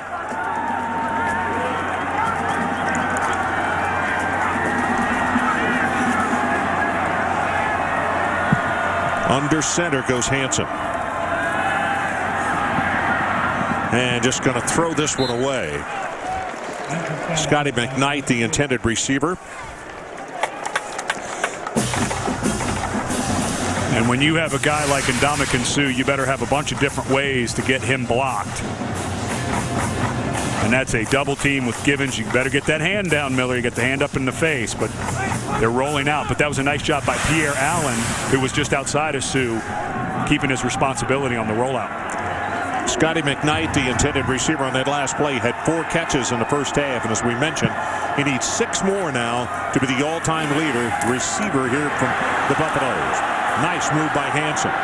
No place to hide. This time he dumps it off. And that's Stewart. And Sumner, I beg your pardon, and Sumner will take it down almost to the first down at the 25-yard line. So it's going to be a 3rd down and short. Kamara finally made the tackle for Nebraska. And remember when we saw Hansen in the first half not feel pressure? This time he does an excellent job. Great move by Sue inside. Saw him out of the corner of his eye and spun out of there. And as we mentioned a moment ago, it's that athleticism that has Hansen as a starting quarterback. What a nice play. Stewart back into tailback, replacing Sumler. And they hand it off to him straight up the middle with a burst of speed. A gain of 5, and it's first down Buffaloes. Barry Turner tripped him up. And this is a really nice answer by Colorado. And going at the end of this season, going into next year, the entire key to the growth of this offense is up front. And that was good zone blocking. This drive in particular, other than that one move by Sue when he beat Miller inside, I think they've done a nice job. So 3 wide receivers, 2 to the bottom of your screen, and now you see the motion. That's Devaney, the tight end, flipping to the right. Hansen looking, now throwing for the end zone. The receiver had run out of bounds, and the hat of the official was thrown over there because he went out of bounds and then came back in. And this is a very young offensive line. Some very highly recruited guys in there. But they have struggled to play consistently, given up a lot of sacks. But maybe this is a sign going up against a very good defensive line that they have it in them, something they can build on going into next season.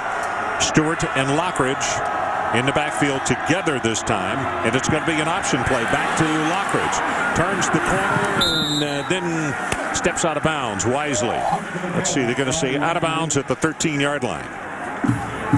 And Lockridge, just a sophomore, they've moved him around, played him some at receiver, and you saw the speed right there because that was an option play that Nebraska played almost perfectly, but his speed got the edge. So another guy that they can start to develop and use in different ways. This is the 11th play of the drive. It all started at their own 41-yard line, but it's 3rd down. They need to take it to the 10-yard line. Hansen overthrown, and a flag comes down. Yeah, I think they're going to get Alfonso Dennard holding. Yeah, I believe so. Dennard, who didn't play last week with an ankle. That pass was really not catchable, but holding certainly is a penalty that will stand here. Holding on the defense. Number 15. Half the distance. Automatic. First down. And they're going towards the Nebraska fans, so you hear them screaming their boos. Now you've got 1st and goal. And with Hansen, the way he moves, I would want to roll him out. Your defensive ends for Nebraska now need to know to try to keep contained, because with an athletic quarterback, try to get him to see the field and give him a run-pass option. That's McKnight, who goes the middle receiver to the right, number 21. Seamus is the man at the top of your screen, but they give it coming back the other way, and Stewart is grabbed by Sue. And folks, that's 305 pounds grabbing 175 pounds, and it doesn't work real well. Don't need physics to figure that one out. I don't know how much you want to be running between the tackles down here. A lot of bodies around the line of scrimmage. Double team. He's just such a powerful man. Fights off. So athletic. But I'm not sure how much you want to try to be challenging number 93 and number 94 of Nebraska right now. 2nd down and goal from the 6. Hansen looks to the right. McKnight, touchdown.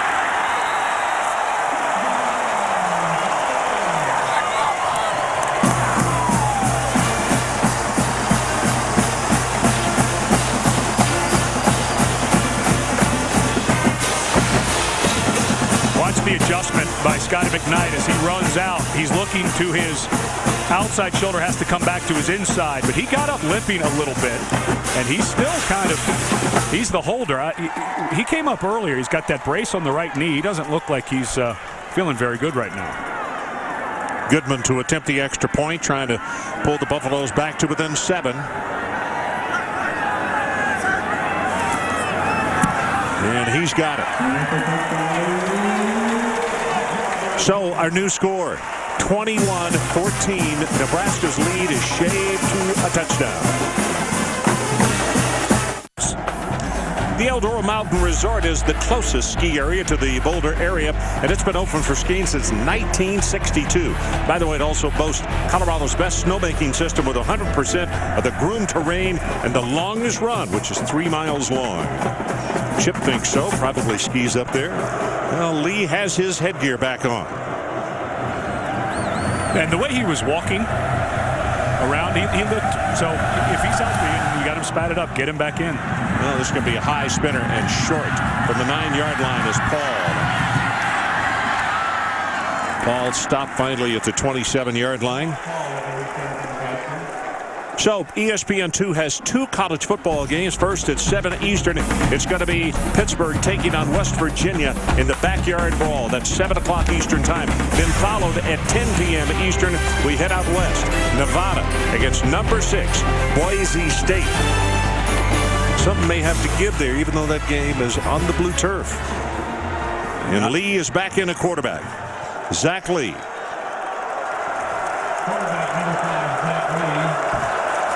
Burkhead, the freshman from Plano, Texas, back in the ballgame at tailback.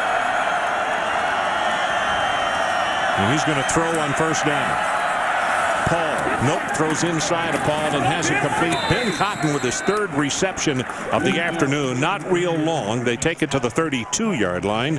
Anthony Perkins making the stop. And if I were Nebraska, I would be watching Zach Lee very closely. He obviously very gingerly moving around on that left ankle.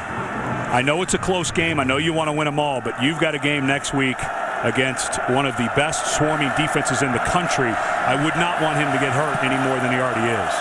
This time he goes under center, and they go from an I formation. And Burkhead straight up the middle, has 5, has 10, and is still churning those legs as he takes it to the 45-yard line. That's going to be a gain of 12 on the play by the freshman. Look at the acceleration. Just zone blocking, excellent job by Hickman, the center on the middle linebacker. But that was a freshman who saw a hole and then just a burst. So he didn't wait, and I can see why the Nebraska coaches are excited about this young man. He stays in the ball game at tailback, and they go back to that shotgun formation. But they'll hand it to him again, right up the middle, and in traffic. Going to have 3. Defensively, looks like Forrest West. West, another one of those true freshmen that Ron Collins has been rotating in on his defensive line. Has good speed. Not a highly recruited kid, but he has really played well. A true freshman out of Canton, Connecticut. Came out here for a camp. Got hurt his junior year in high school, so a lot of people backed off of him, and Colorado stayed in and got him. Audible at the line of scrimmage. Plenty of time on the play clock, though. The flag comes down, and there was movement. So instead of a 2nd down and about 6. Try the snap. False start. Offense. Number 73. 5-yard penalty. Remains 2nd down. And now for our Big 12 update, brought to you by Dr. Pepper. Texas wins last night, 49-39. Colt McCoy, 479 yards. 5 total touchdowns. Had a 65-yard sprint from scrimmage, and certainly did not help him, or didn't hurt himself in front of a national audience. And really a nice game by Gerard Johnson at Texas A&M. I think maybe the most improved player in the conference, Gerard Johnson, as the season went on. Out of Humble, Texas, which is just north of Houston. Pass is tipped, and on the break for the ball, playing possum on the play was Jaleel Brown. Had the ball not been tipped, I think he would have intercepted it. He was sitting there reading it. He's sitting on this. Look at this. Way. Lee just doesn't look very comfortable on that ankle. That was Conrad Obie who got his hand up, but I think you're right. Jaleel was standing there thinking, I may take this the other way. Pre-check is the man who got a hand on it. Obie, by the way, who had that block, had a blocked field goal last week against Oklahoma State. blitz coming from the outside. Stepping up to throw, not in time. Sacked at the 39-yard line. Chappelle Brown. That is 3 sacks of the quarterback. And how many tackles does Chappelle Brown have now total for the ball game? Well, Rex Burkhead, the freshman running back, saw him coming. Watch Burkhead try to go over there, but Brown makes a wonderful move to the inside to make the sack. That is 8 tackles for Chappelle Brown. What a great final game for him. Yeah, for a senior day, that's a heck of an effort. Let's see what Henry does here. Gets it away. Yeah, it's going to turn over. Little high, coming for the sideline. Gathered at the 14. Espinoza. Flag comes down. They're going to call a block in the back, and I didn't see it. Looked to me like the Colorado player had his head in front of the Nebraska player. 46 yards and a kick and 3 yards on the return. Yeah, I think they're going to get Josh Hardigan for a block in the back, but it looked like a clean block to me. There is no foul for a block in the back. Timeout. Chappelle Brown on the sideline, senior with 8 tackles today. One of those is sacked. We'll be right back.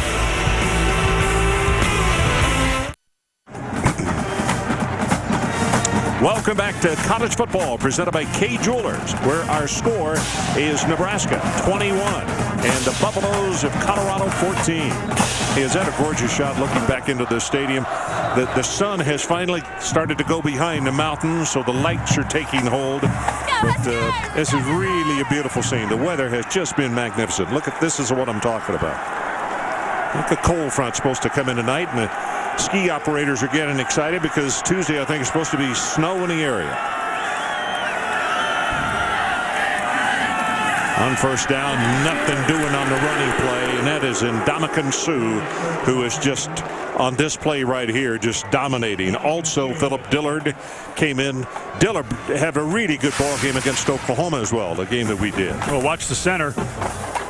Ends up one-on-one because Suh came inside that time of Miller, and you're just not going to consistently block this guy one-on-one with collegiate offensive linemen. And I think even when he goes to the next level, I'm not so sure that NFL offensive linemen are going to have much luck blocking this guy one-on-one. I really think this is a special talent. Scotty McKnight back in the ball game, which for Buffalo fans, really good to see.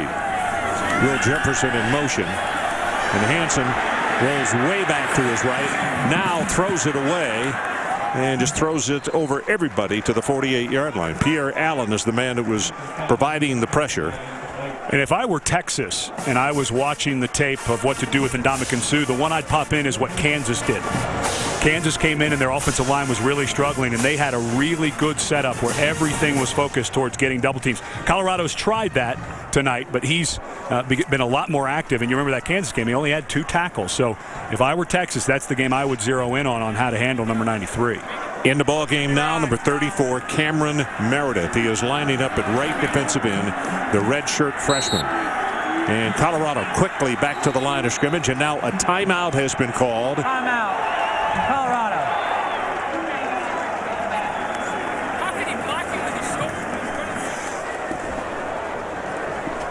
Well, we talked about Suh and the things that make him good.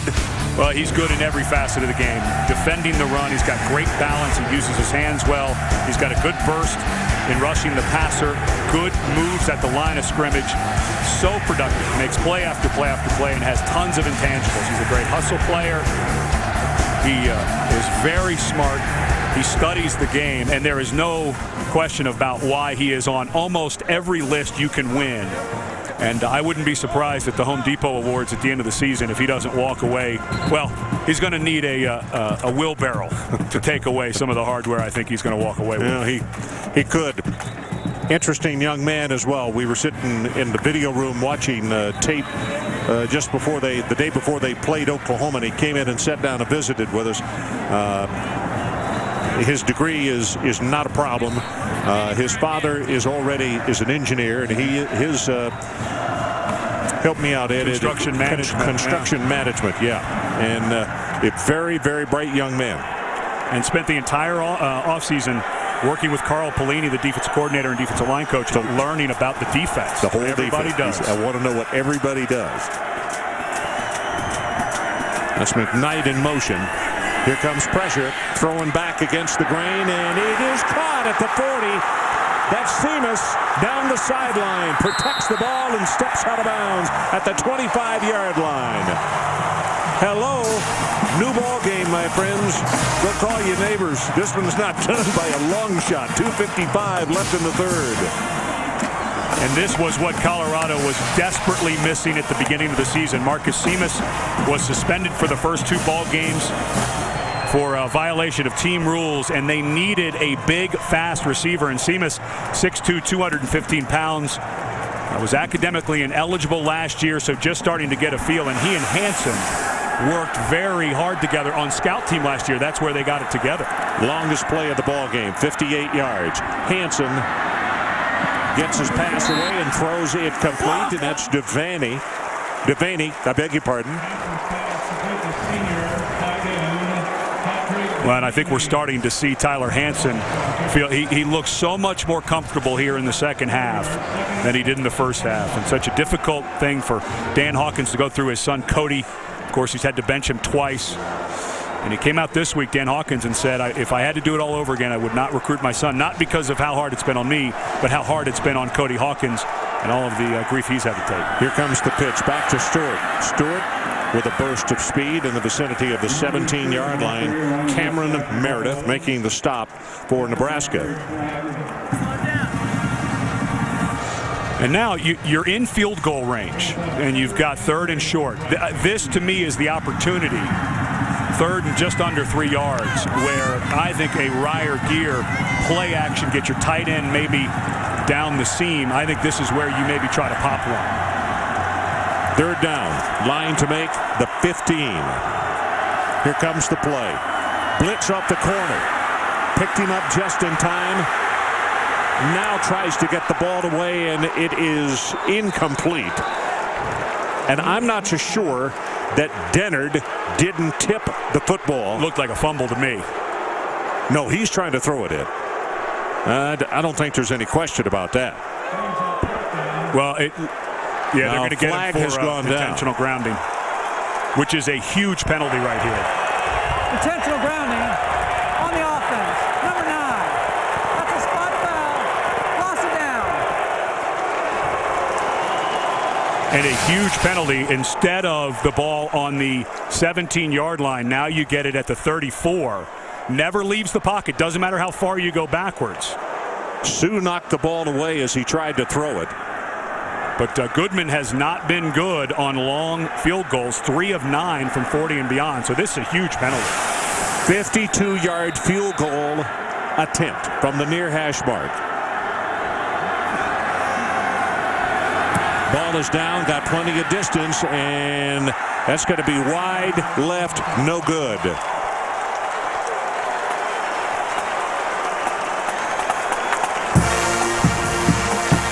Well, there's another penalty.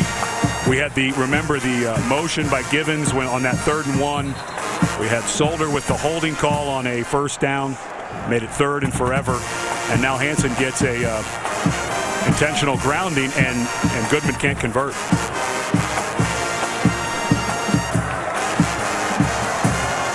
Well, you know, to me, there is a really good question. I don't want to argue with these guys in the stripes. They're right there and they see it. But to get intentional grounding called when you're being hit and harassed, yep. And the ball, your hand is hit, the ball is hit, and it comes out, you know, watch this right here. And this, by the way, look at the agility of a 300-pound guy.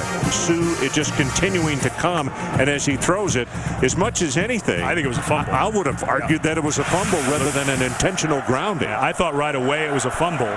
And Colorado. Let me ask you this, though. What was he doing under center? Why wasn't he up in a shotgun? Get away from that. Big opening. Helou going to take it for the 1st down up to the 45-yard line. That's Chappelle Brown who makes the tackle. And if they would have called that a fumble, an offensive lineman from Colorado recovered it about 7 yards in front, gets Goodman a little closer, who has had massive struggles. Maybe he has a little more confidence, and he hits it to go up 21-17. So either way, a bad deal for Colorado. I looked at like a fumble to me. 9 tackles now for Brown, and that is the last play of the third quarter. So for these seniors here in Boulder, the final 15 about to come up as the clock is down to 3-2-1. So we head to the fourth quarter. Nebraska 21-14 over Colorado.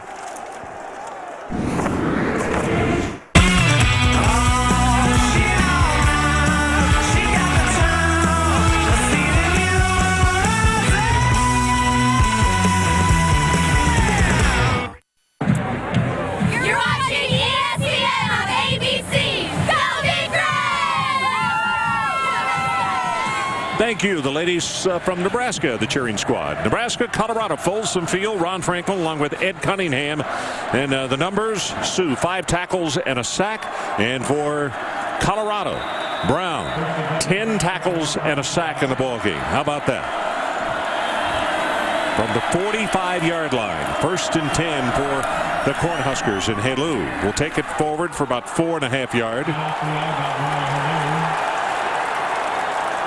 Well, they're scrumming like there was a fumble at the bottom of that sure pile. Are. And Colorado saying that they have it. It looked like just a very vanilla play, and he was being tackled there, and all of a sudden you can see. Unreal. They're going to give it to him. What a flip. Herod comes away with the football.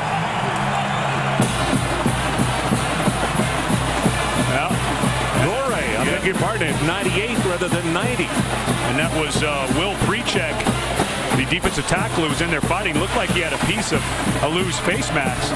But Garay comes up with it. Won't be surprised if we review this, because it looked like Halu's knee was awfully close to being down before that ball came out. Sophomore out of Murfreesboro, Tennessee, 6'1", 300 pounds, Eugene Garay. What a huge turn of events for Colorado. Colorado right back on offense. Running play, Stewart, look how quick.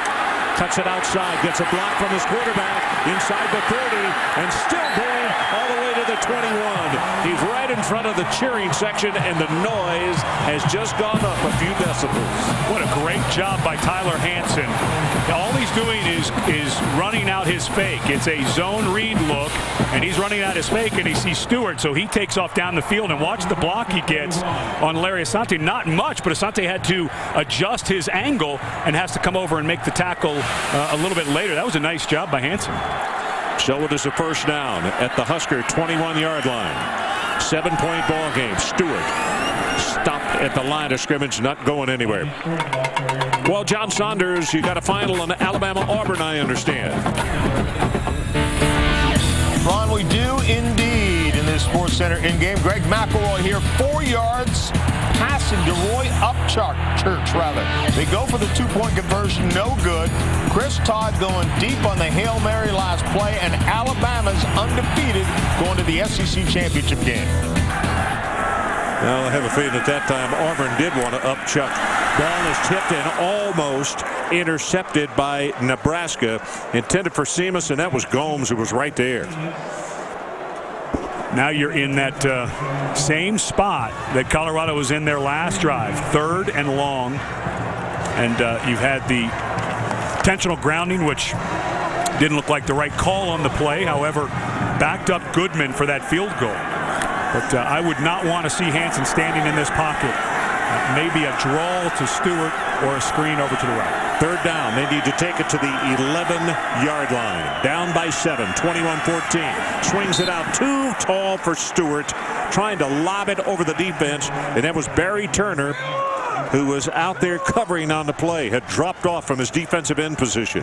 And this has not been a strength for Colorado, the kicking game on field goals. Unbelievably, Eric Goodman and Hansen just came off of that too soon. He had 3 receivers running beyond the sticks, and he went to Stewart too soon. Well, this one's going to be placed down at the 27-yard line, a 37-yard attempt just inside that left hash mark. Eric Goodman, good pass, and he missed this one. Unreal. So let's take a timeout. 13:35 left in our ball game. 21-14. The score remains. And that's Ryan Awida on the left, the backup walk-on kicker, former soccer player at the University of Denver, warming up. You've got to give him a shot. Eric Goodman is just not in it right now. Looking to throw and just going to throw this one away. Zach Lee doing the smart thing there. Instead of connecting with Niles' ball, he was too well covered. 7-point ball game. We still got 13:27 to play. If you're Nebraska this half, 14 plays, 45 yards, 2 punts, and 1 turnover. 2nd down and 10. Burkhead remains in the ball game. This time Legate comes in at fullback to provide some blocking for him. He takes it right up the middle and is going to have a gain of about 6 yards, and a flag is down. Yeah, they're going to get B.J. Beatty for jumping into the neutral zone there.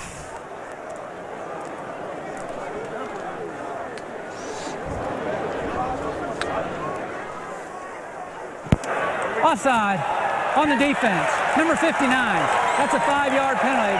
Remains 2nd down. Just if you're Dan Hawkins, and of course if you're just joining us and don't know, Dan Hawkins was granted at least another year as the head coach of Colorado this morning. But just so frustrating. His team is giving great effort, and it's just continual mistakes and penalties. Instead of a 3rd and long, you give them a 2nd and 5. Just continually hurting themselves. This time Lee will go under center. Burkhead, the freshman, behind him at tailback. And he's in the deep set, and they hand it off to him. And he cuts it up and is open. 30, 35, and now out to the 40-yard line. A huge 1st down. 15 yards on the running play by Burkhead. Watch this offensive line. Hickman, the center. They're all blocking back. What a crushing block by Ricky Henry, the right guard who pulled around. That's called a power play. Everyone blocks down, tries to get double team. You pull that backside guard, and Henry just blew up the hole. 1st down and 10 from their own 40-yard line. They lead it 21-14, and Burkhead straight ahead. And he's going to have a gain of 6 yards in the play. Will Precheck will make the stop. Redshirt freshman out of right here in Boulder. Precheck was a defensive end, and they moved him inside. And anytime you do that, rather than taking a defensive tackle and moving him out, that normally means you're slowing down a little bit. But you move him from the speedier position inside. It's always a better situation for the defense if it can be handled. 2nd down and 4. Clock now under 12 minutes to play. And it's going to be Burkhead again. High stepping. It's a good thing he did pick up his feet. He didn't get caught in traffic there. But as he hurdles the man at the 50-yard line, Bonsu will make the stop. But that's enough for the 1st down. And what a good job by Burkhead holding on to the ball at the very end there. Chappelle Brown, who's played a sensational game because Burkhead was going down, was doing everything he could to rip that ball out. And Burkhead, a true freshman, put both hands on it. And that's exactly what Bo Pelini likes to see with this drive. Eat the clock. Don't turn it over. First time that they've crossed the 50-yard line since their missed field goal. Burkhead again, nothing left. Takes it to the right. And stopped after about 3. We'll catch an all-new Flash Forward on ABC next Thursday. Alliances will be made, faith will be tested, and trust will be broken on their amazing new episode. ABC's Flash Forward on Thursday, 8 o'clock, 7 Central. Helou comes into the ball game at tailback, spelling the freshman Burkhead.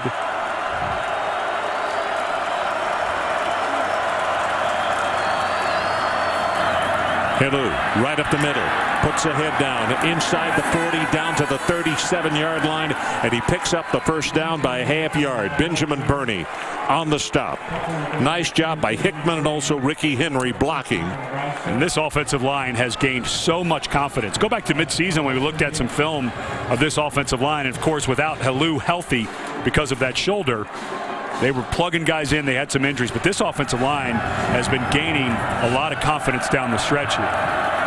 This career high for Burkhead, 66 total yards in this ball game.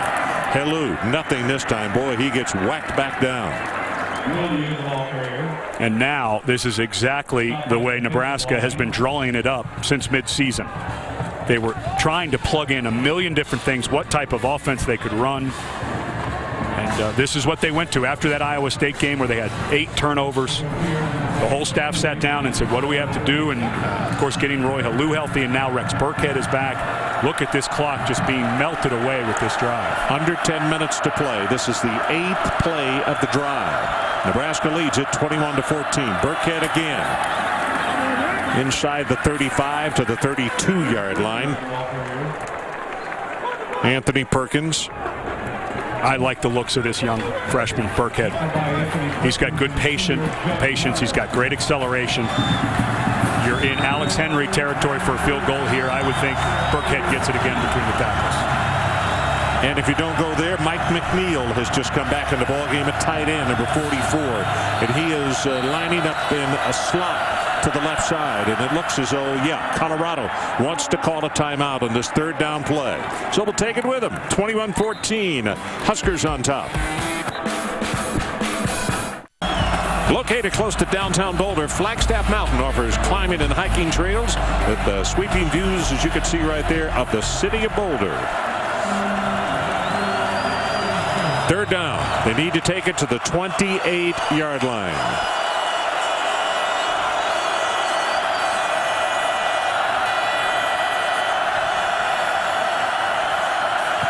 Looking, throws his pass, got it complete, and that's Paul. Niles Paul. Well, we saw that exact same play earlier, and you said before we went to break, Mike McNeil was the guy to look at. Watch McNeil. He's going to run an out cut. Scrapes off of him. And right underneath him, he's running a corner, but right underneath of him, timing it up, is Niles Paul running the slant. And again, Zach Lee, that's 2 times in this game that he's thrown a perfect ball on that exact route. And you see this drive, 7 rushes, 43 yards. Burkhead 5 carries on this drive, make it 6. Cuts it back in the middle, and I'll tell you what, he's got good vision. He's also got great determination. Beatty finally stops him, but that's almost another 1st down. John Saunders in New York, let's check with you.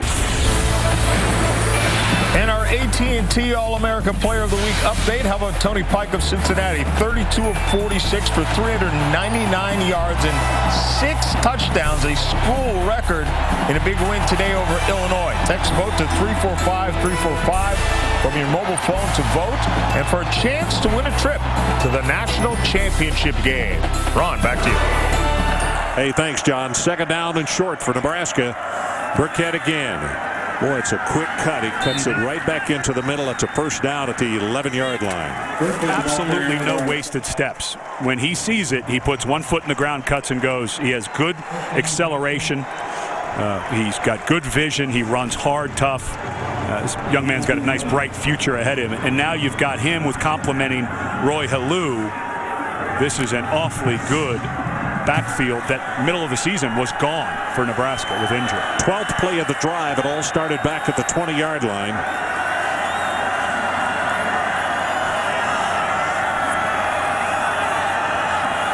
Zach Lee, Burkhead.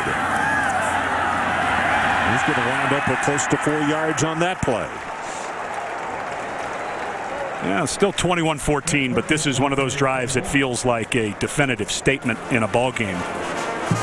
So the question becomes, as you start getting ready for the Big 12 championship, will Burkhead and Halou be able to find some space against Texas's defense, which swarms to the ball a little different than what they practice against at Nebraska. More different looks, blitzes, things like that.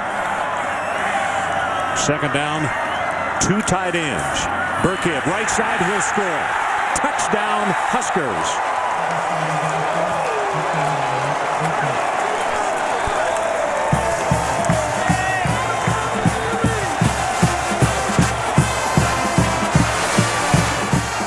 Watch the size of the hole. Well, Burkhead got he got a little lucky. He didn't get called for movement before that snap got up on his heels. But look at the size of that hole. The right side of that offensive line, DJ Jones in there. for Marcel Jones. And Ricky Henry, the right guard, he's starting to look like a good, powerful blocker. 55 yards on this drive on 9 carries, and he still maintains an average of over 6 yards per try as Henry hits the extra point and knocks it home. And we have got a 28-14 ball game. One more look as we head to break. Rex Burkhead. And what a mammoth gaping hole. Good for 6. Wow. So we are back 28-14, our new score with 6:43 left in our ball game. And you're looking to the eyes of Brian Lockridge. Well, they need a big play out of him. They got one last week, a 98-yarder against Oklahoma State to take the lead back in the second half. Adi Kunalik prepares to kick it off for the Cornhuskers. This one's going to be at the goal line. Lockridge.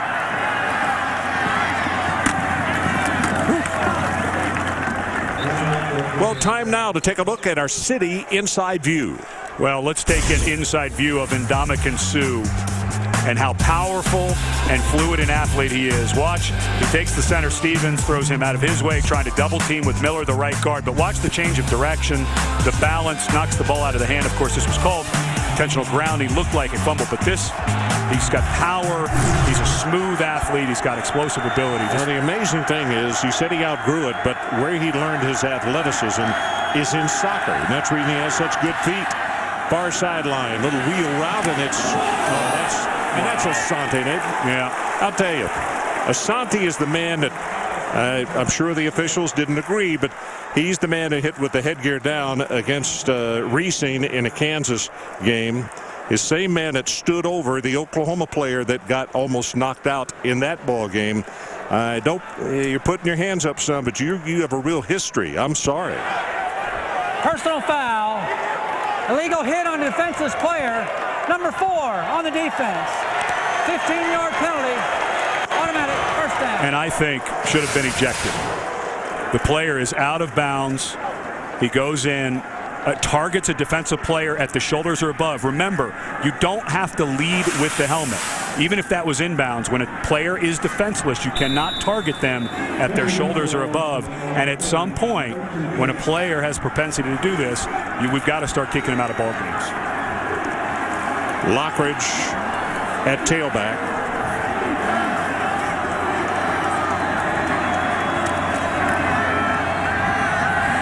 Hansen now looking and throws it, and it is complete at the 42-yard line. Scotty McKnight, what is it now? 7 catches for him. 7 catches, 3 more, and he would become the all-time leading receiver for the Colorado Buffaloes. And now Colorado going fast because that clock got eaten alive by Nebraska. From the shotgun. Good protection. Deep over the middle. The ball is incomplete, and now flag comes in, and it's going to be Compton. They're going to call pass interference. Ryer Gear, the intended receiver. Ryer, another one of the seniors. He's out of Grand Junction, Colorado. There's Gear in the slot, and this is Compton has to go through him to make the play. On the defense. Well, I don't know. Number 51. That looked like pretty good defense to me. With an automatic first down.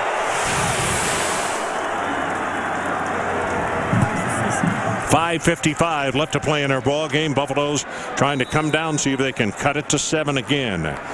Demetrius Sumler, a junior out of San Diego, comes into the ball game at tailback. Where's number 8?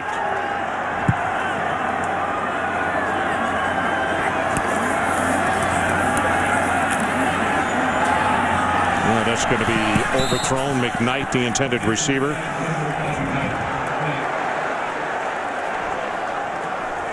Kind of feel like, Dan Hawkins, of course, with his background at Boise State, all that offense they used to run up there. Of course, he lost Mark Helfrich, his offensive coordinator, to Oregon late in the spring.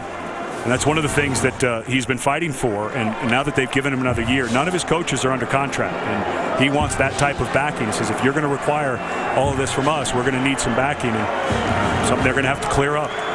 2 tight ends in the ball game, 2 wide receivers. And here comes pressure. That was from Crick. Now he's going to run it at the 40 and gets out of bounds at the 38. Dennard defensively. And I think Colorado, they're trying to get the personnel they want, get going. The clock will start as soon as the ball is set and ready. I think they can get, I'm not sure why they're huddling. I think they should be going all no huddle, hurry up here, down 2 touchdowns. 5:34 and counting left in the ball game. 28-14 Nebraska.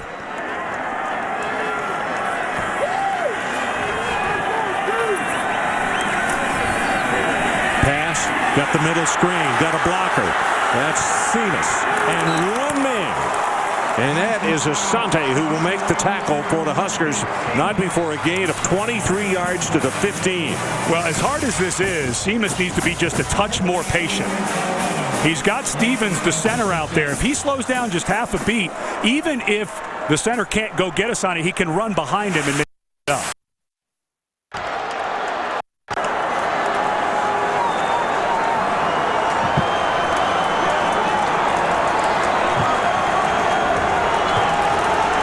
Under 5 minutes now. That's McKnight in motion. He's going to call a timeout. It's final timeout of the ball game for them. We will be right back.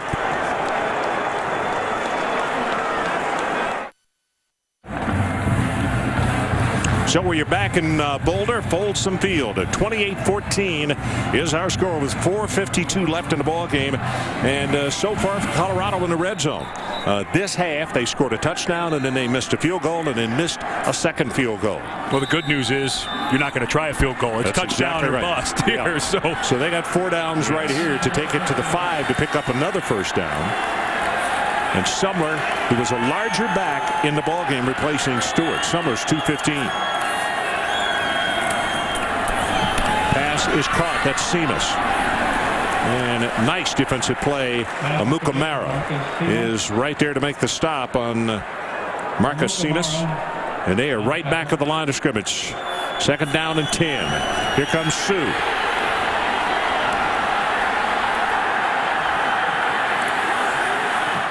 Throws this one. Incomplete. Scotty McKnight trying to help him out, coming back toward his quarterback. Yeah, and nobody's booing. That's Sue. Yeah. The Nebraska coaches are losing their mind because a holding call by left tackle Solder was completely missed on Cameron Meredith. They wanted them backed up for a hold. And you mentioned 4 downs. They are in 4 down territory because they have to score. So I think a slip screen to a receiver here and try to get something. I just don't think sitting in the pocket is going to work right now with this pass rush. Carl Pelini, defensive coordinator for the Nebraska Cornhuskers. Remember, Colorado has no timeouts left. Clock is stopped right now at 4:23, and a flag comes down. It's going to be delay a ball game.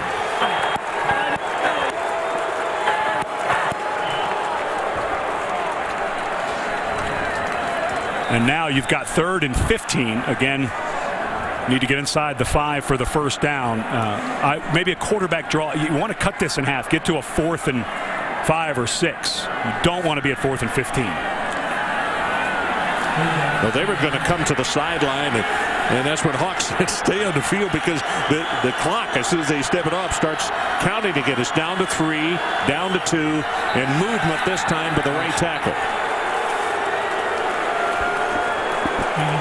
Well, those aren't Sues, those are boos. Yeah, you're exactly right. And they should be. Boy.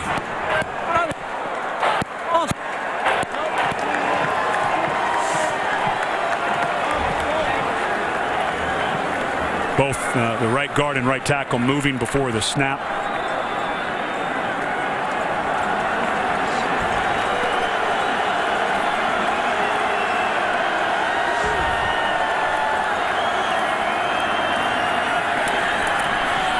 Right over the middle, almost intercepted. It's going to be 4th down. Ryer Gear, the intended receiver. All right, so 4th and 20. 5-yard line's the first down. This is not an easy call for an offensive coordinator.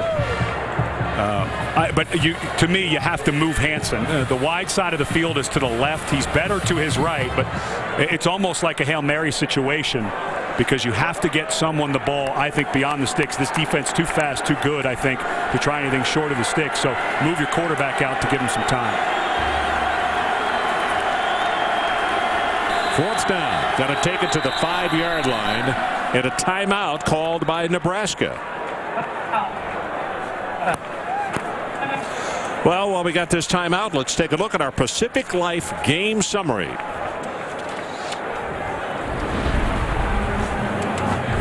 And the three gentlemen who have been the National Defensive Players of the Week at a separate time this year, you see what they have done in this ball game today, and it just it makes you have an idea of what the kind of contest you're going to see in Dallas next Saturday against the Texas Longhorns when Texas faces off with this Nebraska team.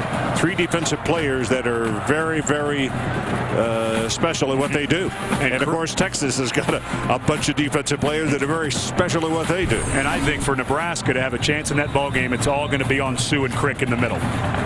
Texas's offensive line has been a little up and down this year. They played pretty well last night, opened some huge holes with Colt McCoy, and that was a little wrinkle, the run game with the quarterback that we really hadn't seen much, and McCoy goes for 175 rushing last night. So to me, that will be the absolute. You know what? The only thing I'm not arguing with, but Ed, when you're 12-0, you can hardly say that they're up and down and scoring almost the scoring leader in the nation.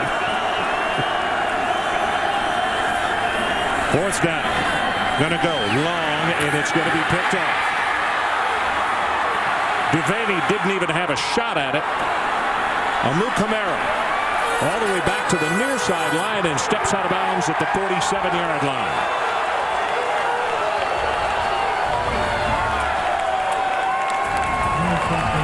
Three turnovers against the Buffaloes.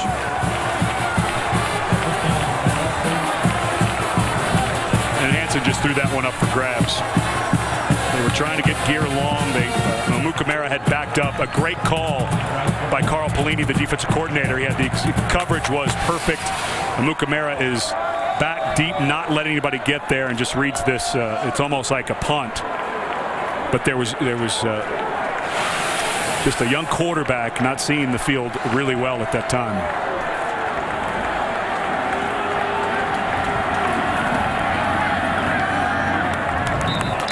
John Saunders, let's check in with you in New York City. On with this Sports Center right now, brought to you by Best Buy. As we reported earlier, Tiger Woods was released from a hospital after a minor car accident just outside his house. He was treated for face lacerations and then released from the hospital. Meanwhile, Alabama stays unbeaten. They'll go to the SEC Championship against Florida. Greg McElroy, 4-yard touchdown pass to Roy Upchurch. That's the difference. Okay, John, thanks very much. We only have 3:43 left in this ball game, and for Nebraska, they start pointing toward the Big 12 championship next Saturday night in Dallas, Texas. Bo Pelini, second year as the head coach for the Nebraska Cornhuskers, and you know they've come a long way in a lot of areas. But as he preached to his team all week long this week, he said, we're improved in a lot of spots, but we're not good enough to overlook anybody. And let's don't go into Boulder and just spoil the whole party and get upset. And they have taken care of business here, when they have needed to. Bo Pelini put a gag order on anybody talking about Texas this week around the office, anywhere. He said everyone else can talk about it. We're not. Well, not really the victory formation, but pretty close to it with two tight ends and two wings. And the running play will go straight ahead to the 48-yard line. Well, a reminder, Saturday night, ABC and ESPN2 deliver two full national games. First of all, it's going to be Notre Dame needing a big win. They face off against Stanford, and Georgia against number 7 Georgia Tech. So tomorrow, 8 o'clock Eastern, 5 o'clock Pacific time, ABC HD and ESPN2. And, of course, that one also HD. Presented by Southwest Airlines.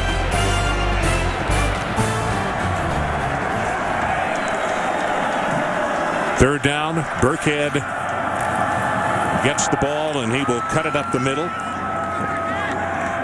Got to be fourth down, and they'll need about 2 yards for the first.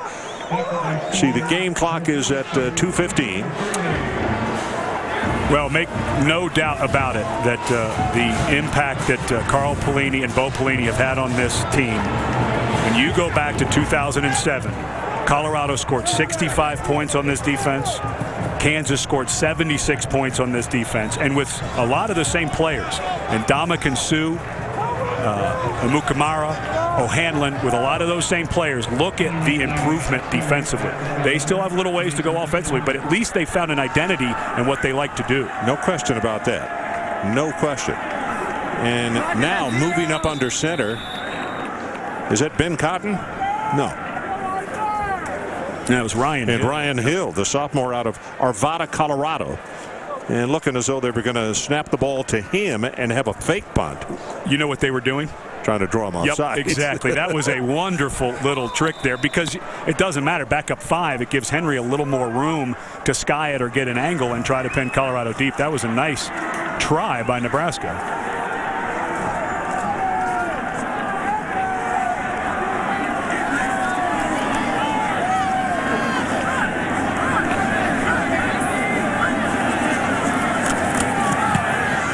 Well, here's the kick, and boy, it is a really good one.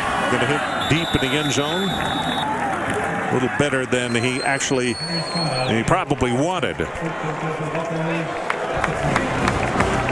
Now, speaking of Texas, last night down at College Station, Colt McCoy's 65-yard run from scrimmage here, and proving that he not only can throw the football, but that he also has really good speed.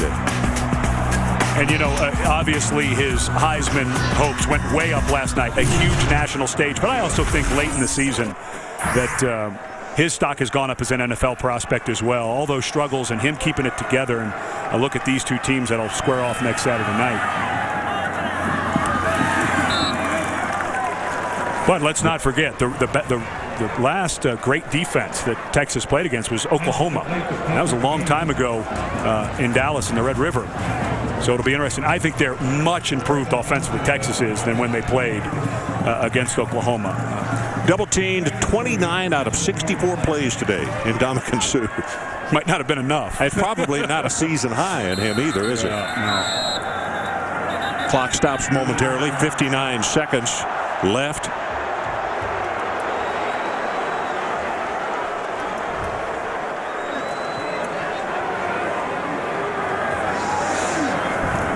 Well, you could read his lips when he said false start Colorado. 59 ticks left on the clock in this one.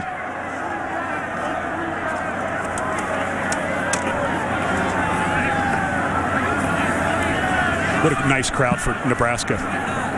Yeah, you always hear that, you know, they travel well. I don't know that any program travels better than Nebraska. The same thing.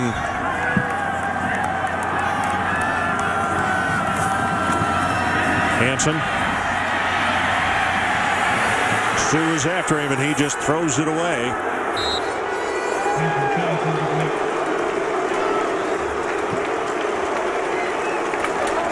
One of the things about these two defensive tackles, as large as they are and as active as they are, they make half of their tackles either that far from the line of scrimmage or sideline to sideline, from one side, from the hash mark all the way inside the hash mark on the other side of the field. They never stop running. With the speed that Texas has on the outside with Marquise Goodwin and those guys, they're going to get a workout next Saturday night.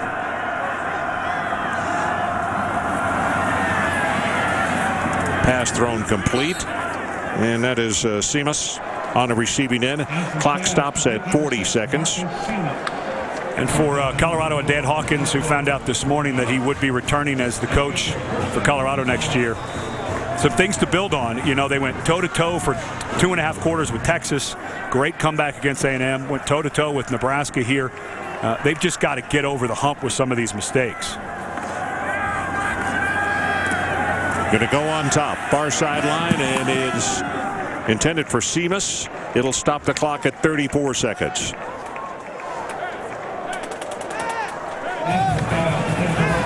You know, the scary thing, we met with Bo Pelini before the Oklahoma game, and even though they lose Suh, they lose Asante, they lose O'Hanlon, he said we may be better on defense, and it was because Steinkuhler, who you mentioned earlier, Meredith, they've got some defensive backs they're redshirting they really like, and his system's really taken hold. Second down and 10. Here comes pressure, and the screen is dropped. Sumler dropped the football, and Steinkuhler was the man who was applying the pressure. Interesting that Baker, they wanted him like his father did. They wanted him to be an offensive lineman, and he said, nope, I want to start off on defense, and he continued to improve so rapidly on defense. They said, okay, young man, we're going to leave you on the defensive side of the ball, and what they see so far with his size, agility, and speed, he really gives them an impactful situation there, playing at tackle.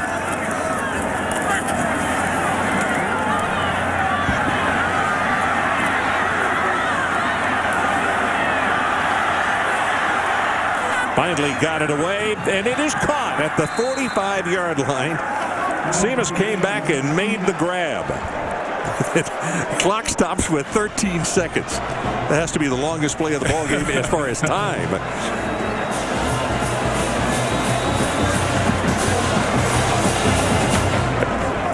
You know, and as they come to the line of scrimmage, I'm going to say with 13 seconds left, to this absolutely wonderful and talented crew who's been away from their family during the holidays, we thank you, young men and young women. You do an absolutely fantastic job. Without you, none of this would succeed, and we appreciate your efforts. This one is tipped. Now, Bassanti could not grab it for it to hit the ground. 2 seconds is all we have left on the clock.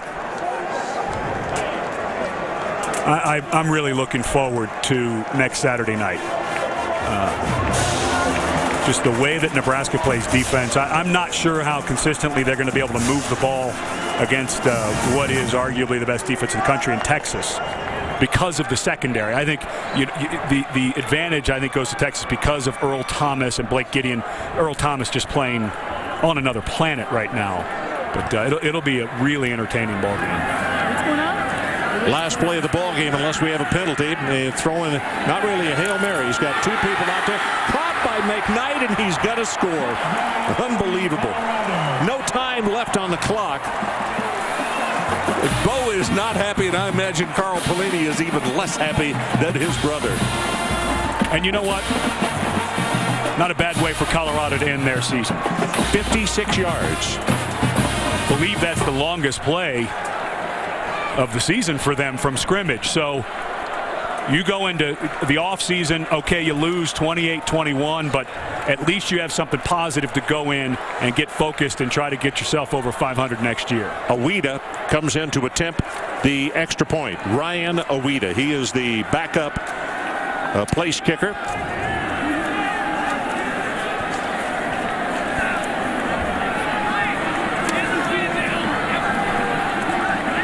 Cody Hawkins is the holder.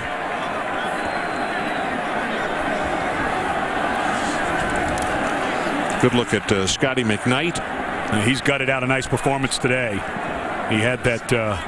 He's got 7 catches today. Yeah, so he'll have to go into his senior year to overtake Michael Westbrook as the leading receiver in Colorado history. Extra point does not have to be contested, and here comes the referee, and this one is history.